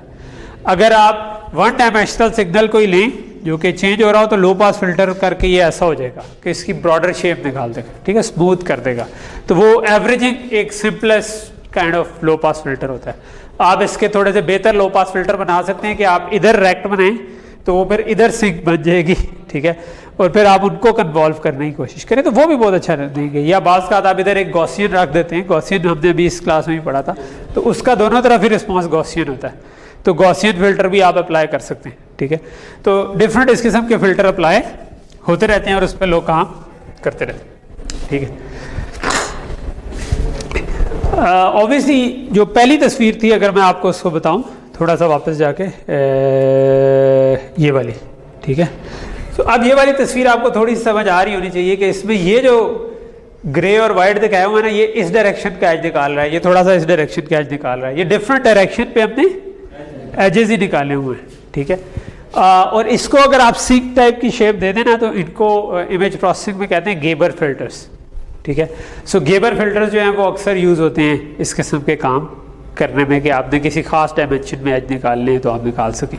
तो इमेज प्रोसेसिंग में इट्स वेरी इजी कि आप वो किसी भी टूल बॉक्स से गेबर फिल्टर बनाएं, उसको बता दें कि किस तरह का एज निकालना है, वो आपको फिल्टर दे देगा, इमेज के साथ कन्वॉल्व करें तो रिजल्ट आपके पास आ जाएगा, इस जगह पर एजेस हैं, ठीक है। सो अगर आप ये वाला ड्यूअल नेटवर्क ना यूज़ कर रहे हो तो अमूमन आप बाय हैंड वो वाले फ़िल्टर डिज़ाइन करते हैं, फिर कोई और फीचर निकाल लेते हैं कि अच्छा यार इस डायरेक्शन का एज मैंने निकाला है, अब मैं इस डायरेक्शन में हिस्टोग्राम इसकी ले लूँ कि कितनी पिक्सल्स वाइट आ रही हैं या कितनी पिक्सल्स ब्लैक आ रही हैं, और अगर कोई अच्छी बड़ा नंबर मिल जाता है इसका मतलब है कि इस डायरेक्शन में एज है, ठीक है, और उसकी बेस पे आप डिसीजन कोई ना कोई ले सकते हैं। तो काफ़ी सारे छोटे छोटे काम ना इस तरह के कॉमन सेंस ऑपरेशन से हो जाते हैं कि यार इस डायरेक्शन में एज निकाल लो, फिर इस डायरेक्शन में हिस्टोग्राम निकाल लो, फिर इस डायरेक्शन में कर लो एंड सो ऑन, ओके। लेकिन हमने ये नहीं पढ़ने, ठीक है, इसलिए फिक्र है। सो लेकिन कहने का मतलब है कि यहाँ पर आप कई किस्म के काम कर सकते हैं, एवरेज भी निकाल सकते हैं, इस फिल्टर को चेंज करके आप हिस्टोग्राम भी निकाल सकते हैं। यहाँ पर हमने इस फिल्टर को चेंज किया हुआ है, यहाँ पर हमने 1 2 1 1 -2 -1 -2 -1 लिखा हुआ है। तो ये बड़ा मशहूर एज डिटेक्शन फिल्टर है जिसको सोबल फिल्टर कहते हैं, ठीक है। ये आप अप्लाई करें, इसमें सिर्फ हमने क्या चेंज किया है, सेंटर वाले को थोड़ा ज़्यादा वेट दे दिया, जो करंट पिक्सल चल रही है उसको हमने ज़्यादा वेट दे दिया कि यार इसको ज़्यादा वजन दो, बाकियों को थोड़ा सा कम दे दो। इसी किस्म का शॉ एक फ़िल्टर कहलाता है जिसमें आपने 3 10 3 और -3 में, लेकिन प्रिंसिपल क्या है, इस तरफ आपने एक 1 रखा, इस तरफ उसी का नेगेटिव रख दिया, तो ये आपको एज निकाल के दे देगा, ओके। ये जरूरी है कि आप नहीं, ऐसा कोई ज़रूरी नहीं है ये, क्योंकि हम एज डिटेक्शन कर रहे हैं। तो एज डिटेक्शन में ये जो हमने काम किया ना, this is kind of a high pass filter, ठीक है। हाई पास एक इंट्यूशन आप जहन में बना लें हाई पास और लो पास की, ठीक है।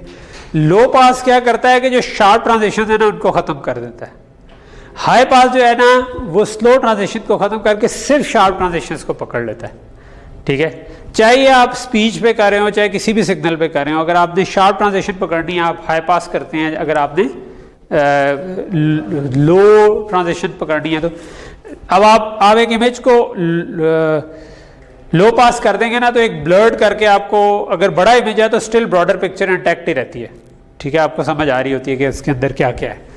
अगर आप हाई पास फिल्टर कर देंगे तो वो डिटेल खत्म हो जाती है, लेकिन छोटी छोटी डिटेल प्रिजर्व रहती है, ठीक है, कि यहाँ पर रह जा रहा है, यहाँ पर रह जा रहा है, ठीक है। तो ये दोनों चीज़ें मिल के फिर आपका बनाती हैं एक पूरा इमेज, ठीक है।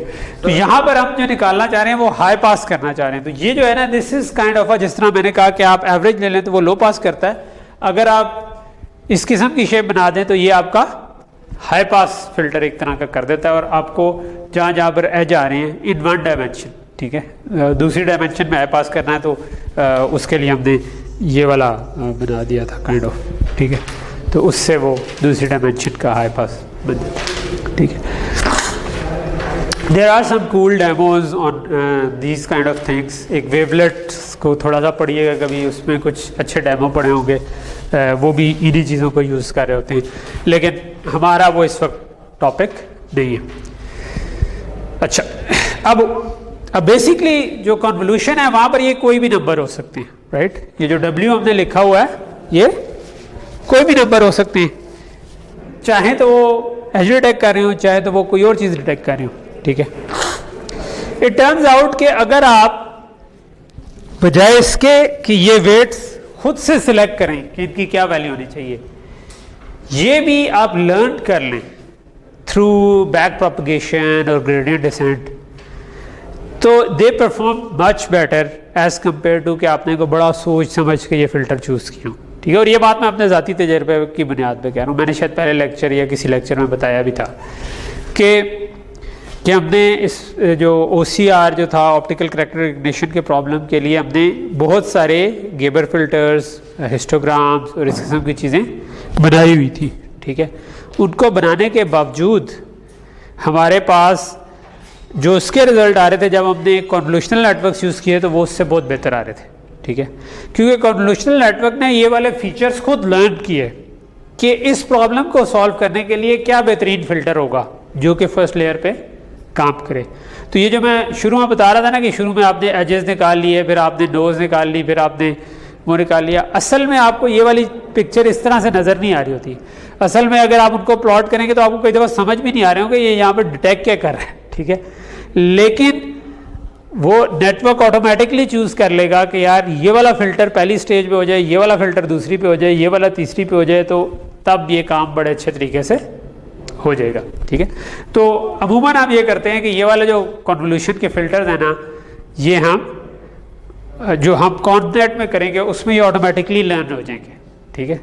तो वो कन्वोल्यूशन ही नहीं होगी, कोई ना कोई फीचर ही निकाल रहे होंगे। वो क्या फ़ीचर निकाल रहे हैं, हो सकता है कभी हम उसको देखें तो हमें समझ आ जाए कि वो ये तो इस तरफ का एज निकाल रहा है, कभी हम देखें तो हमें समझ ना आए, ठीक। सो यहाँ तक चीज़ समझ आ गई। तो यहाँ से जो इम्पोर्टेंट टेक अवे है वो आपको ये ज़हन में रहना चाहिए कि कन्वोल्यूशन है क्या, पॉइंट बाय पॉइंट मल्टीप्लाई करके ऐड किया और ये पूरे इमेज के ऊपर इसको फेर दिया, ठीक है। उसका नेट रिजल्ट क्या हुआ, हमारी साइज़ थोड़ा सा रिड्यूस हो गया। कितना रिड्यूस हो गया, अगर ये n साइज़ था और ये f साइज़ था तो n - f+1 जो है वो उसका नई डायमेंशन बना, ठीक है। अच्छा, अगली चीज़ आ जाती है पैडिंग, ठीक है। और पैडिंग जो है ना वो इसी चीज़ को एड्रेस कर रही है कि यार मैंने इनपुट 6/6 का किया था, आउटपुट 4/4 का इमेज आ रहा है। अगर 3/3 अप्लाई किया तो बाज़ का हम चाहते हैं कि वो कम हो और बाज़ का हम नहीं चाहते कि वो कम हो, ठीक है। तो पहली चीज़ है कि क्यों नहीं चाहेंगे, ठीक है, क्योंकि अगली चीज़ हम पैडिंग पढ़ने लगे। फॉर एग्जांपल मेरे पास ये इमेज था, अब लेट से कि ये जो नीली लाइंस है ना ये पैडिंग हुई है, ये अभी मैं निकाल देता हूँ और ये दरमियान में यहाँ पर आपका इमेज है, ठीक है। अब मैंने अगर ये 3/3 का कर्नल इस पर अप्लाई किया, अगली दफ़ा तो मैं एक आगे मूव हो जाऊँगा इस जगह पे और नीचे की तरफ भी एक आगे मूव हो जाऊँगा। तो ये वाली जो पिक्सल है ये सिर्फ एक दफ़ा इस्तेमाल हुई जो पहली दफ़ा आपने चलाया, उसके बाद जब भी आप गए आपने ये वाली पिक्सल इग्नोर कर। इसके बरक्स अगर मैं दरमियान में कोई पिक्सल लेता, वो जब ये वाला कर्नल आया था तब भी अप्लाई हुई, वो एक शिफ्ट हुआ तब भी अप्लाई हुई, वो एक और शिफ्ट हुआ तब भी अप्लाई हुई, ठीक है, उससे नीचे आए तब भी अप्लाई हुई, ठीक है। तो ये वाली बार बार इस्तेमाल हो रही है, ये वाली सिर्फ एक बार इस्तेमाल हो रही है, तो ये तो ज़्यादती है, ठीक है।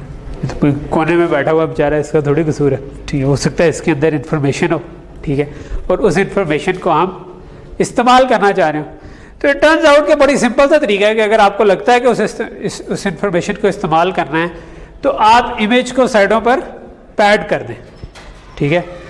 पैडिंग जो है टिपिकली 0 पैडिंग होती है। आप एक एक्स्ट्रा रो, एक एक्स्ट्रा कॉलम लगा दें, इस तरफ भी इस तरफ भी, तो टोटल 2 हो जाएंगी, एक टॉप पे, एक बॉटम पे, एक लेफ्ट पे, एक राइट पे, और वो आपने सारे 0 कर दिए, ठीक है।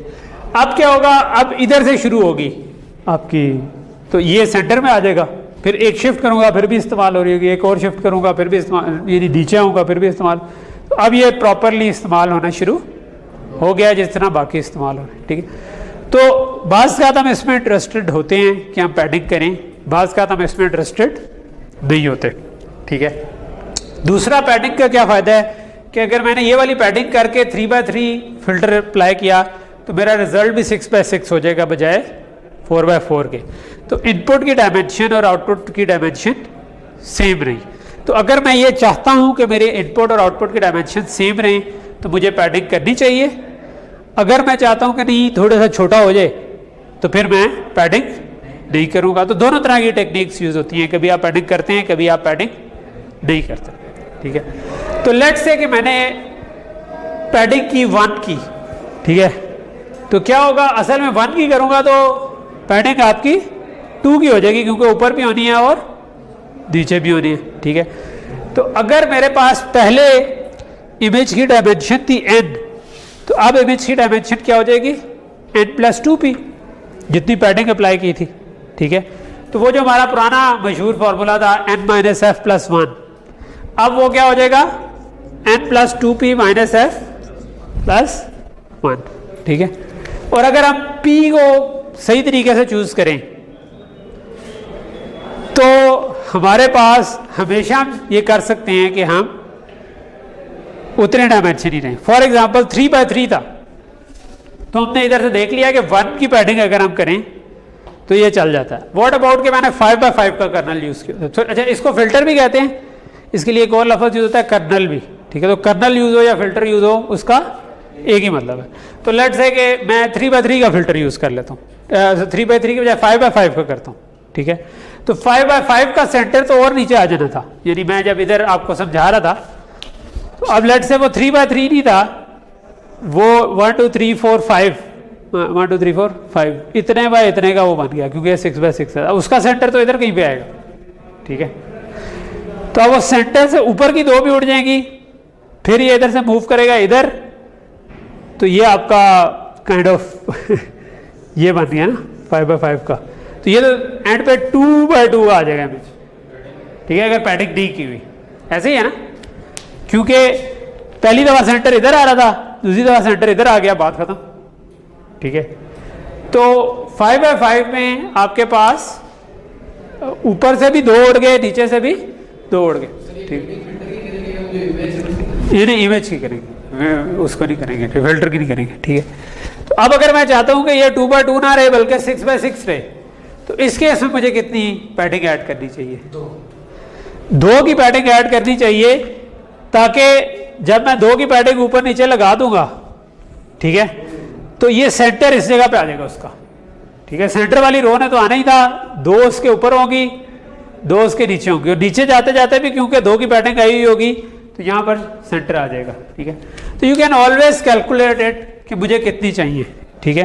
तो 5x5 पे अगर 2 आया है और 3x3 पे 1 आया था, तो क्या फॉर्मूला क्या बनेगा वैसे अगर हमने निकालनी हो कितनी पैडिंग निकालनी है? अगर 5x5 के बजाय 7x7 होता तो कितनी पैडिंग निकालते?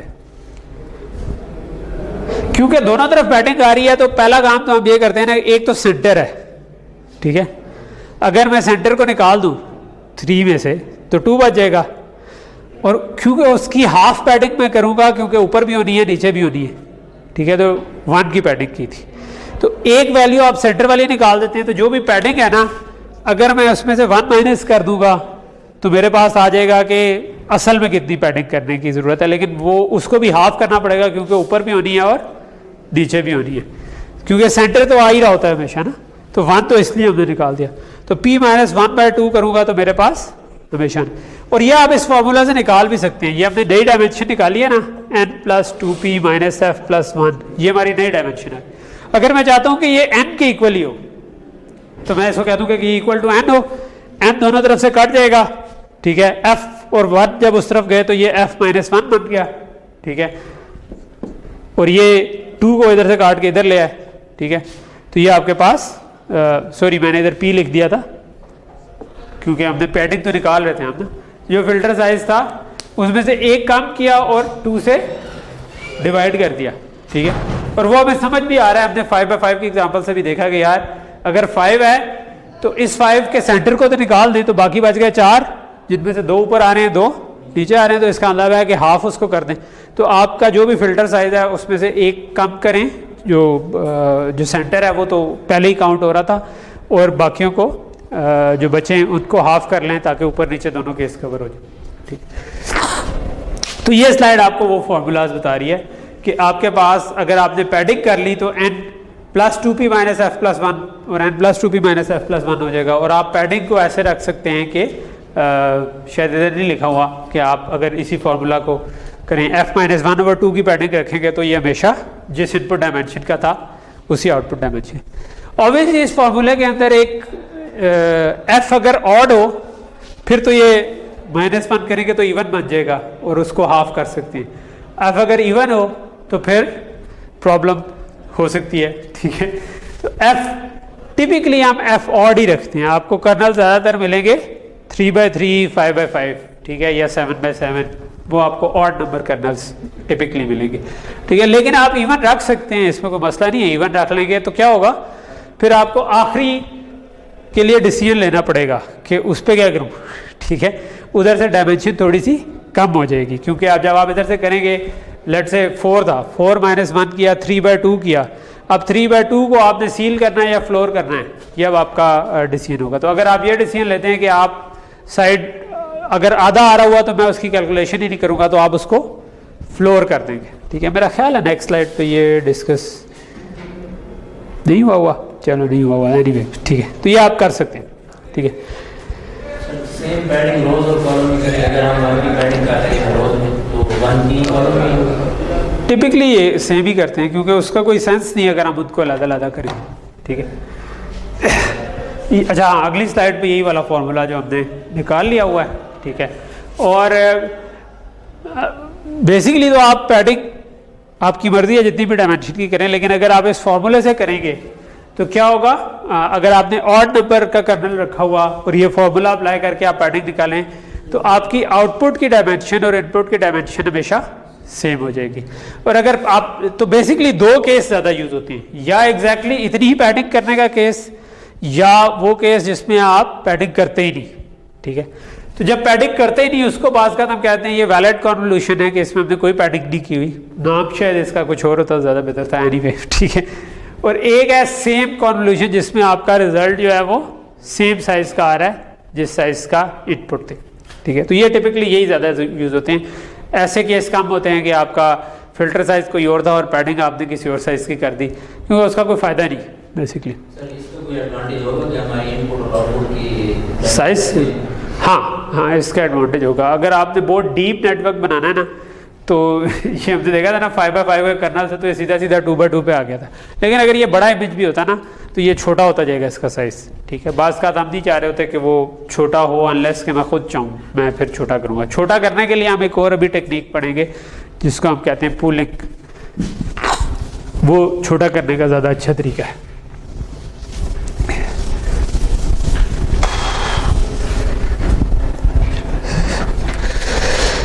अच्छा, एक और चीज़ जो छोटा सा इसमें कॉन्सेप्ट है जिसको हम कहते हैं स्ट्राइडेड कन्वोल्यूशन। ठीक है, स्ट्राइडेड कन्वोल्यूशन क्या होती है कि, अच्छा वैसे ना ही बिठाता अभी हम क्या कर रहे थे कि इसके ऊपर इसको प्लेस करते थे और एक आगे जाते थे, राइट। अगर मैं एक के बजाय 2 आगे जाना शुरू कर दूं, यानी ये जो स्टेप है इसको एक के बजाय 2 कर दूंगा, तो ये मेरे पास स्ट्राइड 2 का स्ट्राइड आ गया इसका अंदर। यानी जो अभी तक हमने केस किया था उसमें हमारा स्ट्राइड वाज इक्वल टू 1, कि हम एक स्टेप आगे जाते थे। ठीक है, लेकिन कभी कभी हम कहते हैं कि नहीं, हम एक के बजाय 2 या 3 या 4 या 5 स्टेप आगे जाएंगे। ठीक है, स्पेशली स्टार्ट में। ठीक है, हम कन्वोल्यूशनल न्यूरल नेटवर्क जब पढ़ेंगे तो उसकी काफ़ी सारी लेयर्स होंगी। तो शुरू की लेयर में इमेज बहुत बड़े साइज का होता है, अक्सर जैसे फ्यू मेगापिक्सल्स का होता है। तो उसमें आप एक पिक्सल आगे जाएं तो वो बाज़ का कंप्यूटेशनली बहुत एक्सपेंसिव पड़ा होता है। आप कहते हैं नहीं यार मैं 5-5 पिक्सल आगे जाना शुरू कर दूंगा, कोई बात नहीं। ठीक है, उससे ज़्यादा फर्क नहीं पड़ेगा, ये बहुत हाई रेजोल्यूशन इमेज है। ठीक है, हाँ, स्टार्ट इधर से ही करेंगे, लेकिन उसके बाद आपने स्ट्राइड लेना शुरू कर दी। ठीक है, तो अगर आप स्ट्राइड 2 की रखेंगे तो क्या होगा, अगर ये 7/7 का अलर्ट से इमेज था तो ये 2 की स्ट्राइड के साथ 3/3 के साथ हमने जब कन्वॉल्व किया 2 की स्ट्राइड के साथ, तो हमने क्या किया, पहले इस जगह पर निकाली कॉन्वोल्यूशन, फिर 2 आगे चले गए, फिर इस जगह पर निकाली, फिर 2 आगे चले गए, फिर इस जगह पर निकाली। तो आपके पास इसका मतलब 3 कॉलम सिर्फ बनेंगे, ठीक है। तो जो रिजल्ट आएगा स्ट्राइडेड कॉन्वोल्यूशन से उसका साइज रिड्यूस हो जाएगा, ठीक है। तो ये 7/7 से 3/3 पर आता है, ठीक है। तो हमने पहले जो कैलकुलेशन की थी उसमें हमने कहा था कि हमारा n + 2p फॉर पैडिंग, ठीक है, -f + 1 हमारा साइज बनता था, ऐसे ही है। अब ये हो गया है क्यों इसको हम स्ट्राइड से डिवाइड कर देंगे, बिकॉज हमने हर दफ़ा स्ट्राइड आगे जाना है, ठीक है। तो ये तो सेंटर बाद में ऐड करने वाली चीज़ थी, वो तो हमने कर ली, लेकिन ये अब आपका नई चीज़ हो गई, क्योंकि अगर हमारे पास पहले 6/6 रह रहा था तो अब वो हमारे पास 3/3 में कन्वर्ट हो गया, ठीक है। तो हमने इसलिए वो उसको हाफ कर दिया एक तरह से। तो वो जो हाफ किया है वो क्यों, क्योंकि स्ट्राइड 2 थी, तो 2 से डिवाइड करना हाफ करना होता है, तो हम स्ट्राइड से अब इसको डिवाइड करेंगे। और अगर मोर फॉर्मली इस फॉर्मूले को पढ़ें तो अमूमन आप इसके अराउंड ये भी कर देते हैं कि ये वाला सिंबल लगा देते हैं। ये वाला सिंबल का मतलब होता है फ्लोर कर दो इसको, ठीक है। अगर ये पॉइंट में आ रही है वैल्यू तो यानी अगर ये 3.5 आ रही हो तो कंसिडरेट 3, ठीक है, तो इसको हम फ्लोर कर देते हैं, ठीक है। लेकिन ये फ्लोर का मतलब ये है कि अगर आखिर में इस तरह की कोई चीज़ आ रही तो मैं उसको कंसिडर नहीं कर रहा, जिसमें आधी चीज़ें नहीं आ रही तो हम उसको कंसिडर नहीं कर रहे। अगर आप उसको कंसिडर कर रहे हैं तो आप उसको सील भी कर सकते हैं, ठीक है। फिर आप कह देंगे सील जो है वो उसका ऑपोजिट होता है, अगर मैं ये लगा दूँ तो दिस इज कॉल्ड सील, ठीक है। लेकिन टिपिकली इसमें हम फ्लोर कर देते हैं। मैंने कहा कि अगर स्ट्राइड हमने रखी हुई थी ना 2 की, ठीक है, तो इस केस में तो पूरा पूरा आ गया, ठीक है। अगर ये 6/6 होता, ये 7/7 बना हुआ इस वक्त, तो फिर क्या होता है कि एक स्ट्राइड करते इधर आ जाते 3 पूरे आ जाते, दूसरी स्ट्राइड करते 2 आते, एक रो आती ना, एक कॉलम आता ही ना। उस केस को अगर मैं कंसिडर ही नहीं कर रहा, कि मैं कहता हूँ कि उस केस में मैं आउटपुट नहीं निकालूंगा, ठीक है, तो इसका मतलब है कि वो जो फॉर्मूला था उसको हम फ्लोर कर दें ताकि हम उस आउटपुट को इग्नोर कर रहे हैं, ठीक है। बिकॉज जो भी आ रहा था अगर मेरे पास, इसका मतलब है कि 2.5 या 2.7 कुछ इस किस्म की चीज़ आ रही थी, तो मैंने कहा उस 0.7 को मैं इग्नोर कर दूंगा, ठीक है। अगर मैं उसको ना इग्नोर करूं, ठीक है, और कोई और तरीका बना लूँ तो मैं भी फिर मैं इसको सील भी कर सकता हूँ, ठीक है। वो तो पैडिंग से नहीं हो सकती सर, आपने क्या कि रोज लगा सकते हैं एक्स्ट्रा। हाँ जी, हाँ जी, इसमें हमने अभी हमने पैडेड के साथ बनाया हुआ ना, मैं कह रहा हूँ कि आफ्टर पैडिंग अगर ये बन रहा है, वरना असूली तौर पर हमें पैडिंग में ये चीज़ हैंडल कर लेनी चाहिए, ठीक है। यानी हमारी अगर पैडिंग हमने की हुई है तो ये चीज़ हमें हैंडल कर लेनी चाहिए। तो इन चीज़ों की चॉइस जो है ना हम शुरू में कर लेते हैं, क्योंकि एक ही दफ़ा शुरू में करनी होती है, वो हम कर लेते हैं कि यार पैडिंग कितनी रखें, स्ट्राइड कितनी रखें। ओके, सो आपके पास क्या समरी बनी कि n/n आपके अगर इमेज हैं और f/f का फिल्टर साइज है और पैडिंग p है और स्ट्राइड s है, तो आपके पास जो रिजल्ट आएगा वो n + 2p - f over s + 1 into n + 2p - f over s + 1। तो ये n/n था, उस पर बगैर पैडिंग के अप्लाई करते तो वो n - f + 1 बनता था, पैडिंग डाल देते थे तो 2p ऐड हो जाता है, p ऊपर p नीचे, और स्ट्राइड डाल दें तो फिर s से डिवाइड करना पड़े, ठीक है। तो this is something to remember, जो आपके जहन में होना चाहिए, ठीक है। और टू डिराइव अगेन, ठीक है। तो मुझे क्योंकि फार्मूले भूल जाते होते हैं तो मैं अक्सर इसको दोबारा बैठ के ना 2 मिनट लगा कर ड्राइव कर लूँ, तो लंबा पेपर आ जाए फिर परेशानी हो जाती होती थी जब आम स्टूडेंट थे कि अच्छा अब थोड़ा टाइम ड्राइव करने में भी लगेगा और टाइम भी कम है, तो फिर मसला होता है। ओके, ये वाली चीज़ मैं आपको पहले ही बता चुका हूँ कि मैथमेटिक्स में अमूमन जो कॉन्वोल्यूशन कही जाती है वो ये जो हम कर रहे थे ये कोरिलेशन थी, इसको क्रॉस कोरिलेशन कहते हैं, ठीक है। लेकिन अगर आपने कॉन्वोल्यूशन करनी होती तो उसमें सिर्फ ये करना था कि आपने इसको फ्लिप कर देना था, ठीक है। तो हम फ्लिप करके करते हैं ना, आपको याद होगा आपने सिग्नल सिस्टम में किया होगा कि 1 डायमेंशनल सिग्नल था, इसको फ्लिप करके मूव करते जाओ और पॉइंट बाय पॉइंट मल्टीप्लाई करते जाओ तो वो आ जाता है, ठीक। तो ये वही चीज़ है, सिर्फ क्योंकि ये 2D में है तो आपको इस तरफ भी फ्लिप करना है और फिर इस तरफ भी फ्लिप करना है। तो मैं अगर इसको इस तरह फ्लिप करूँगा तो 3 उस तरफ आ जाएगा और फिर इस तरह फ्लिप करूँगा तो 3 उठ के नीचे आ जाएगा। तो आपने दोनों डायमेंशन में फ्लिप कर दिया तो ये आपके पास नंबर बन जाएगा, ठीक है। तो ये 7 फ्लिप होकर पहले इधर आएगा, फिर उस तरफ फ्लिप होकर इधर आ जाएगा, ठीक है। 4 है, ये फ्लिप इस तरफ करेंगे तो कुछ भी नहीं होगा, फिर इस तरफ करेंगे तो नीचे नहीं, किधर भाई वर्टिकल फ्लिप पे इधर आया, आई डोंट नो गलत तो नहीं बना दी उन्होंने, 4 इधर क्यों आ गया वैसे, ये तो रोटेट पे आना चाहिए। एनीवे ठीक है। तो कहने का मकसद है कि आपको दोनों डायमेंशन में फ्लिप करना पड़ेगा। एट द सेम टाइम अगर कहना नहीं सेम नहीं आनी चाहिए, ऊपर वाली नीचे आ जानी चाहिए थी, नीचे वाली ऊपर आनी चाहिए। तो मेरे हिसाब से इसको नीचे जाना चाहिए था, but I could be wrong. Andrew भाई जो हैं वो ज़्यादा तेज़ हैं ठीक है। अच्छा, जो अगर आप एक्चुअल कॉन्वोल्यूशन अप्लाई करें, ठीक है, तो उसका कुछ फ़ायदा ये होता है कि आपकी एसोसिएटिव प्रॉपर्टी होल्ड करती है, ठीक है, कि A convolve with B convolve with C अगर हम करें, तो पहले अगर हम इनको कन्वॉल्व करके इससे कर लें या पहले हम इन दोनों को करके बाद में इससे कन्वॉल्व कर लें, तो सेम चीज़ रहती है, ठीक है। क्रॉस कोरिलेशन में ये होल्ड नहीं करती, लेकिन इमेज प्रोसेसिंग में हमें इससे ज़्यादा फ़र्क नहीं पड़ता क्योंकि हमने अमूमन ये करना ही नहीं होता, ठीक है। तो इसलिए इमेज प्रोसेसिंग में ज़्यादातर जो यूज़ हो रहा होगा वो क्रॉस कोरिलेशन को ही कॉन्वोल्यूशन कह रहे होंगे, ठीक है। ये छोटी छोटी सी चेंजेस आ जाती होती हैं, जिस तरह स्टैंडर्ड डिविएशन निकालनी है तो या वेरिएंस निकालनी है स्टैंडर्ड, तो बाज़ का अक्सर लोग उसको n-1 से डिवाइड करते हैं, मैथमेटिकली करेक्ट डेफिनेशन अगर आपने करनी, ठीक है। लेकिन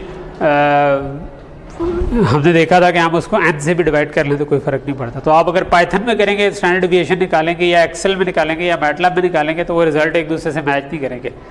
तो फ़र्क क्या होगा, असल में वो n-1 से डिवाइड करने वाला फ़र्क है कि वो आप n से डिवाइड करें या n-1 से। Okay, so basically text books में जो कॉन्वोल्यूशन, तो ये आपको पता होना चाहिए कि यार जो हम कर रहे हैं वो असल में कोरिलेशन है, तो ये इसको कॉन्वोल्यूशनल न्यूरल नेटवर्क्स के बजाय कोरिलेशनल न्यूरल नेटवर्क्स होना चाहिए था, लेकिन एनीवे अब नाम दे दिया है तो दे दिया है। ओके, दो और चीज़ें मैं डिस्कस करना चाहता हूँ। एक है कॉन्वोल्यूशन ओवर वॉल्यूम्स, ठीक है। अभी तक जो हमने की थी उसमें जो आपके पास इमेज था, इसमें रेड ग्रीन ब्लू हमने इमेजिन नहीं किए हुए थे, ये समझे ग्रे स्केल इमेज था, जो हम ब्लैक एंड वाइट इमेज जैसे हम अमूमन कहते होते हैं ना, जो वो असल में ग्रे स्केल इमेज होता है, ठीक है, क्योंकि इसमें रेड ग्रीन और ब्लू का कोई कंटेंट नहीं था। अगर आप अमूमन आप किसी इमेज पे जाएंगे तो उसमें रेड ग्रीन ब्लू तीनों पार्ट्स होंगे। आजकल ब्लैक एंड वाइट इमेजेस तो कम भी यूज़ होते हैं, ज़्यादातर कलर्ड ही होते हैं, तो RGB कंटेंट आपके पास होगा। तो इसका मतलब है कि आपका जो लेट से 6x6 तो था ही लेट से छोटा केस में, लेकिन उसके भी पीछे 3 लेयर्स होंगी, ठीक है। तो इसको बाज़ का हम कहते हैं डेप्थ, बाज़ का हम कहते हैं नंबर ऑफ चैनल्स, कि कितने चैनल्स आ रहे हैं, red channel, green channel, blue channel आ रहे हैं, ठीक है। तो इसको अगर मैंने कन्वॉल्व करना है तो इसका मतलब है मुझे फिर फिल्टर जो है वो भी 3 चाहिए, ठीक है। तो अगर हम 3 चाहेंगे तो अब हम इन तीनों को इधर प्लेस करेंगे। ये जो टॉप वाला है इसको टॉप वाले से पॉइंट बाय पॉइंट मल्टीप्लाई करेंगे, सेकंड वाले को सेकंड वाले से पॉइंट बाय पॉइंट मल्टीप्लाई करेंगे, थर्ड वाले को थर्ड वाले से मल्टीप्लाई करेंगे और उन सबको ऐड कर देंगे। सबको ऐड करेंगे तो जो रिजल्ट आएगा उसकी 3 लेयर्स नहीं होगी, बिकॉज क्योंकि आपने ये पूरे 27 जो नंबर थे उनको 27 नंबर से मल्टीप्लाई करके सम कर दिया, ठीक है। तो वो 1 नंबर आ गया बजाय इसके कि वो 3 नंबर आते। तो हमारे पास जो रिजल्ट है वो हमारे पास 4/4 ही आ रहा है, ठीक है। तो ये कॉन्सेप्ट समझ आ रहा है। इसको डेप्थ भी कहते हैं, नंबर ऑफ चैनल भी कहते हैं। तो अगर आपने ये फिल्टर सही अप्लाई करना है तो ये वाला नंबर और ये वाला नंबर सेम होना चाहिए, क्योंकि ताकि आप जब इसको इसके ऊपर प्लेस करें तो ये प्लेस हो सकें और पॉइंट बाय पॉइंट मल्टीप्लाई किए जा सकें, ठीक है। तो height into width into number of channels होंगे और इधर आपका f into number of channels ही होगा, और वो जब मल्टीप्लाई करेंगे तो आपके पास वो n-2p plus n+2p minus f/s +1 जो बनता था वो डायमेंशन ये बन जाएगी। इस केस में क्योंकि हमने पैडिंग नहीं की हुई तो हमें पता है कि ये सिंपल केस था, इसमें 4 बन रही। ओके, ये अच्छी स्लाइड थी मगर पावर पॉइंट से PDF में क्योंकि उन्होंने शेयर की हुई है तो इसका मज़ा ख़राब हो गया, ठीक है। इसको यही हुआ था कि इसको बाज़ का इस तरह से शो किया होगा डब्बे को, ठीक है। और ये डब्बा जो है ये आपने इधर प्लेस करना है और फिर एक एक स्टेप करके मूव करके जाना है। तो वो मैंने आपको वर्बली बता दिया पिछली स्लाइड पर ही, तो ये वही काम था, बट क्योंकि that was a cool animation तो I would have like to show you that, but anyway, ठीक है। तो ये पॉइंट बाय पॉइंट मल्टीप्लाई किया, एक नंबर आ गया, एक मूव किया, दूसरा नंबर आ गया, फिर इसको मूव करते गए तो ये फिल हो गया, फिर आपने उसको एक नीचे ले आए, मूव किया, ये पूरा फिल हो गया, करते करते पूरे इमेज पे कर दिया तो ये फिल होगा। तो यहाँ तक चीज़ समझ आ गई।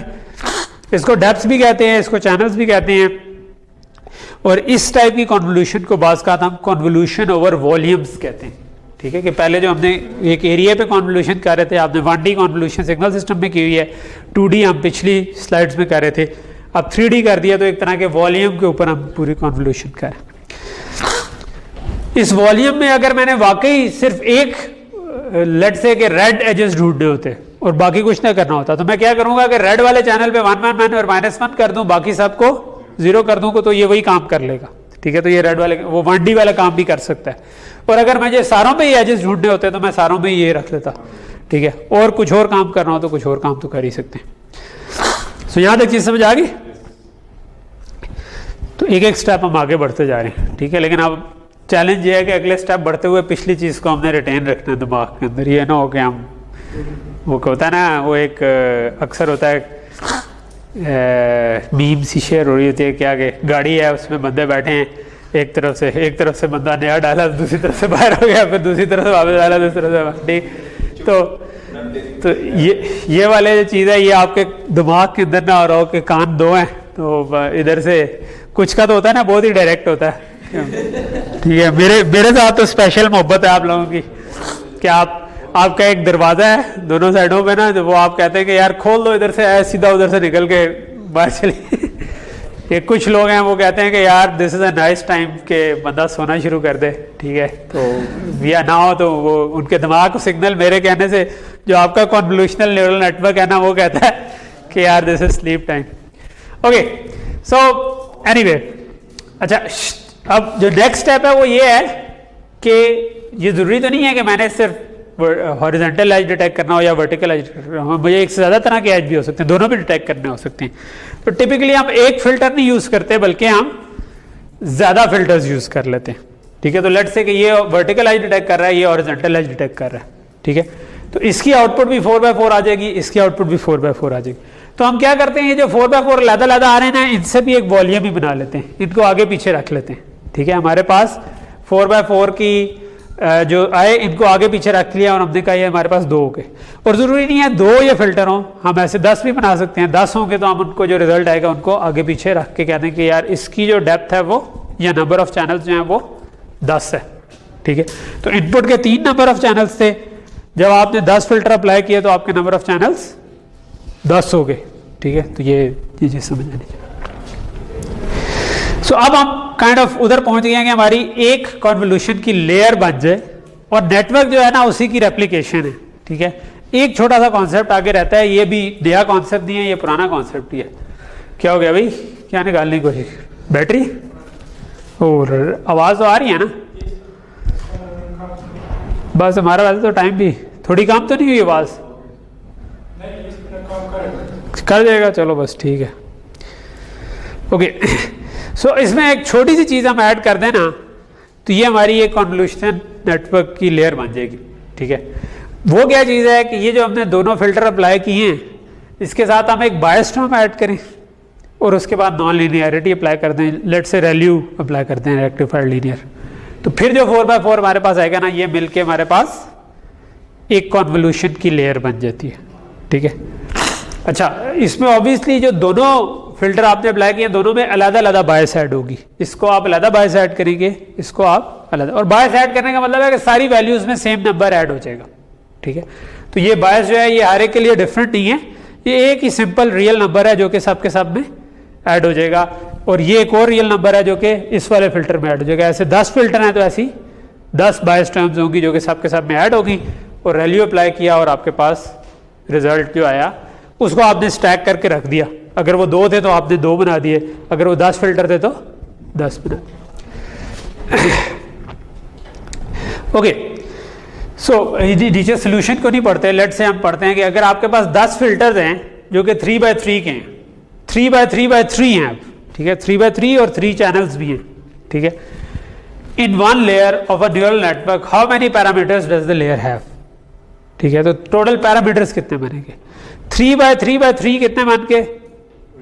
27 पैरामीटर ये बन गए। एक उनमें ऐड होनी है बायस, 28 बन गए, और ऐसे 10 फिल्टर हैं तो आपके पास 28 इंटू 10 हो जाएंगे, तो ये आपके पास 280 पैरामीटर सारे के सारे बन जाएंगे कि 3/3/3 से 27 आए, बाय साइड हुई 28 हो गए, ऐसे 10 हो गए, ठीक है। तो ये पूरी की पूरी वॉल्यूम की एक कन्वोल्यूशन होगी, एक रिजल्ट आएगा, इस वॉल्यूम की होगी दूसरा आएगा, इस वॉल्यूम की होगी 10 की आएगी, बाय साइड होगा, रिजल्ट आ जाएंगे। तो आपके पास कितना, जितना वो डायमेंशन जो थी वो इनपुट डायमेंशन पे डिपेंड कर रही होगी, विड्थ और हाइट और पैडिंग पे, लेकिन उसकी डेप्थ 10 हो जाएगी बिकॉज हमारे पास नंबर ऑफ फिल्टर 10 है, ठीक है। तो ओवरऑल हमारी जो, अच्छा उससे पहले मैं एक छोटी सी और चीज़ भी करना चाह रहा था जो पिछली स्लाइड में मिस कर गया। ये जो हमने फिल्टर यूज़ किए थे, ठीक है, अगर हम नॉर्मल न्यूरल नेटवर्क यूज़ करते हैं कन्वोल्यूशनल, अभी तो हम कन्वोल्यूशन पढ़े थे ना, लेकिन अगर जिसमें हमने कन्वोल्यूशन के आगे बायस टर्म और वैल्यू ऐड कर दिया था। तो अब फर्क क्या पड़ा है? फर्क ये पड़ा है कि नॉर्मल न्यूरल नेटवर्क में हमारे पास क्या होता था, थीटा ट्रांसपोज एक्स लेते थे, ठीक है, जो इधर वेट W से लिखे हुए हैं, तो W को एक्टिवेशन, पिछली लेयर की एक्टिवेशन से मल्टीप्लाई करते थे वेट्स को, और उसमें बायस को ऐड कर, यही काम करते थे। उससे जो रिजल्ट आता था उसके ऊपर हम एक्टिवेशन फंक्शन अप्लाई कर देते थे, जो वैल्यू या सिग्मोइड होता था जो भी, ठीक है। तो अब जब ये करेंगे ना, तो ये जो हमारे पास इनके वेट्स बन रहे हैं ना, दे आर दोज पैरामीटर्स, वो जो थीटास थे या डब्ल्यूज थे वो अब ये बन रहे हैं, ठीक है। और इनको जब आप मल्टीप्लाई करके बाय साइड करेंगे तो ये आपके पास काइंड ऑफ यही वाला काम कर होगा, और इसको फिर आप ट्यून कर सकते हैं with using gradient descent and something जो कि काम कर दे। और यही बेसिक वो बड़ा आइडिया था जिससे आपके कन्वोल्यूशनल न्यूरल नेटवर्क चल पड़े। एक बड़ा फायदा इसके अंदर ये हुआ है कि ये वाले सारे वेट्स मिला के कितने बन रहे हैं, ये 27 + 27 है, विच इज़ कितना बन जाएगा 54, और ये 2 और आगे 56 हो गए। तो यानी अगर मैं पूरा इमेज लेता तो उसके अंदर 6/6/3 उससे काफ़ी ज़्यादा होने थे, ठीक है, लेकिन ये कम है, ये खैर अभी छोटी डायमेंशन का। अगर मैं बड़ी डायमेंशन का इमेज ले लूँ तो ये वाले पैरामीटर चेंज नहीं होंगे, ये यही रहेंगे, ये 56 से 56 ही रहेंगे। ये पीछे मैं कह दूँ 1 मेगापिक्सल का इमेज है तो ये मेरे पास स्टिल 56 पैरामीटर है। टिपिकली इससे ज़्यादा होते हैं, 56 नहीं होते, हम ऐसे 20-25 फिल्टर लगा देते हैं, ठीक है, लेकिन वो 20-25 करके भी हज़ारों में चले जाएंगे, बिलियंस में तो नहीं जाएंगे जो हम शुरू में देख रहे थे, ठीक है। तो कन्वोल्यूशन का एक फ़ायदा ये है कि आपके नंबर ऑफ पैरामीटर्स कम हो जाते हैं, ठीक है। ओके, सो अगर हम फॉर्मुलाइज कर लें अब अपनी जो हम कन्वेंशन यूज़ कर रहे होंगे, FL को हम कहेंगे लेयर L जो है वो करंट लेयर है जिसकी हम बात कर रहे हैं। तो ये ऊपर जो सबस्क्रिप्ट L है ना, ये उसको शो कर। FL का मतलब है फिल्टर साइज, पीछे मैं F यूज़ करता आ रहा हूँ, तो FL का मतलब है इस लेयर का जो फिल्टर का साइज है। PL is padding, SL is STRIDE, और इनपुट आपकी जो आएगी वो मैं कह दूंगा N × N बाय NH का मतलब है height into width into number of channels, ठीक है। तो ये आपके पास इनपुट आ गई। तो अगर हम L लेयर पे हैं तो इसकी इनपुट L-1 लेयर से आ रही होगी, उसकी हाइट, उसकी विड्थ और उसके नंबर ऑफ चैनल से। इसकी जो आउटपुट बनेगी वो इस लेयर की हाइट इंटू विड्थ इंटू इस लेयर के नंबर ऑफ चैनल्स बन जाएगी, ठीक है। अब इसके नंबर ऑफ चैनल्स जो है वो निकलेंगे कैसे, तो उसका ये वही वाला फॉर्मूला जो हमने पढ़ा हुआ कि जो इससे पिछली लेयर से आ रही थी इनपुट, प्लस अगर तो हाइट और विड्थ सेम होती तो हम इधर कुछ भी ना लिखते, हम कहते NL-1 + 2PL - FL / SL + 1, ठीक है। लेकिन अगर हाइट और विड्थ डिफरेंट है तो हम इसको कह देंगे कि हाइट के हिसाब से कैलकुलेट कर लो तो इस डायमेंशन की आ जाएगी डायमेंशन, विड्थ के हिसाब से कैलकुलेट कर लो तो इस डायमेंशन की आ जाएगी, ठीक है। तो आप इसको यूज़ कर लें या इसको यूज़ कर लें, ठीक है, तो उससे दोनों आपके पास नंबर आ जाएंगे आउटपुट के साइज के। तो NH भी निकल आया, NH of L भी निकल आया, NW of L भी निकल आया। और ये कितना है, ये डिपेंड करेगा आपने कितने फिल्टर इधर यूज़ करने हैं इस लेयर में। ये आपकी चॉइस होगी कि हाँ यार मैंने 10 चूज़ करने हैं, 20 चूज़ करने हैं, जब आप नेटवर्क आर्किटेक्चर कर रहे हो कि यार मैंने कैसा नेटवर्क आर्किटेक्ट करना है, ठीक है। सो ये आपके पास टिपिकली इस्तेमाल होते हैं, ठीक है। और हर फिल्टर का साइज क्या होगा, FL/FL × NC of L-1। पिछली लेयर के जितने चैनल आ रहे हैं उतना डीप होना जरूरी है ताकि कन्वोल्यूशन हो सके, और FL/FL जो है वो उसका हाइट और विड्थ हमने अभी सेम रखी हुई है, ठीक है। तो ये आपकी कैलकुलेशन बन जाती हैं। इस लेयर की एक्टिवेशन जो होगी वो जितना आपके आउटपुट का साइज आ रहा है उस वही आपकी एक्टिवेशन बनेगी, ठीक है, उतनी एक्टिवेशन होगी। वेट्स कितने बनेंगे, FL/FL इंटू NCl-1, ये आपका फिल्टर साइज है, इंटू नंबर ऑफ फिल्टर जो हैं वो करंट लेयर के जो फिल्टर हैं। NCl का मतलब है कि इसमें इस लेयर में कितने फिल्टर हैं, NCl-1 का मतलब है कि पिछले के कितने फिल्टर थे या चैनल थे, ठीक है। तो आपका एक फिल्टर बनता है FL/FL इंटू NC(l-1), क्योंकि वो इनपुट पे डिपेंड करेगा, लेकिन टोटल फिल्टर कितने बनेंगे, वो NC ऑफ जो इस लेयर के बनते हैं, ठीक है।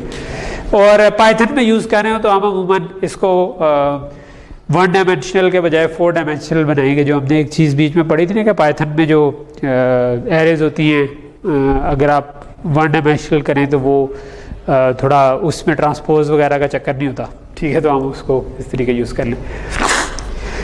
लिटरेचर में टिपिकली ये अच्छा, एक और छोटी सी चीज़ कि ये M क्या है, असल में जब आप करेंगे तो आपके पास M ट्रेनिंग एग्जाम्पल्स होगी, ठीक है। तो आप उसको फिर M से भी मल्टीप्लाई करेंगे तो बहुत सारे नंबर्स आ गए, ठीक है।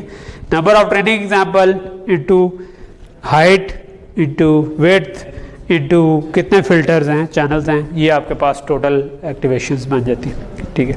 और प्लस अ बायस टर्म जो आपके पास अगर बायस वाला चक्कर आ रहा है, ठीक है। लिटरेचर में बाज़ का इनको इस तरतीब से ज़रूरी नहीं है लिखा हो, बाज़ लोग जो हैं वो चैनल्स को पहले लिख देते हैं, बाज़ लोग चैनल्स को आखिर में लिख देते हैं। तो आप एक जगह से कोर्स पढ़ें और दूसरी जगह से कोर्स पढ़ें, वहाँ पे भी बाज़ का थोड़ा सा फ़र्क आ जाता है कि किसी ने डेप्थ शुरू में लिखी है, किसी ने बाद में। बट एज लॉन्ग एज आपको पीछे कॉन्सेप्ट पता है कॉन्वोल्यूशन का, तो आपको कोई परेशानी नहीं होगी। ठीक है, मेरा ख्याल है यहाँ पर वैसे मैं चाहता था कि 2 टॉपिक में शॉर्ट हूँ, बट आई थिंक हमारा टाइम ख़त्म हो गया तो हम यहाँ पर रुक जाते हैं, ठीक है। बैटरी भी लो होगी, बैटरी तो डल जाएगी।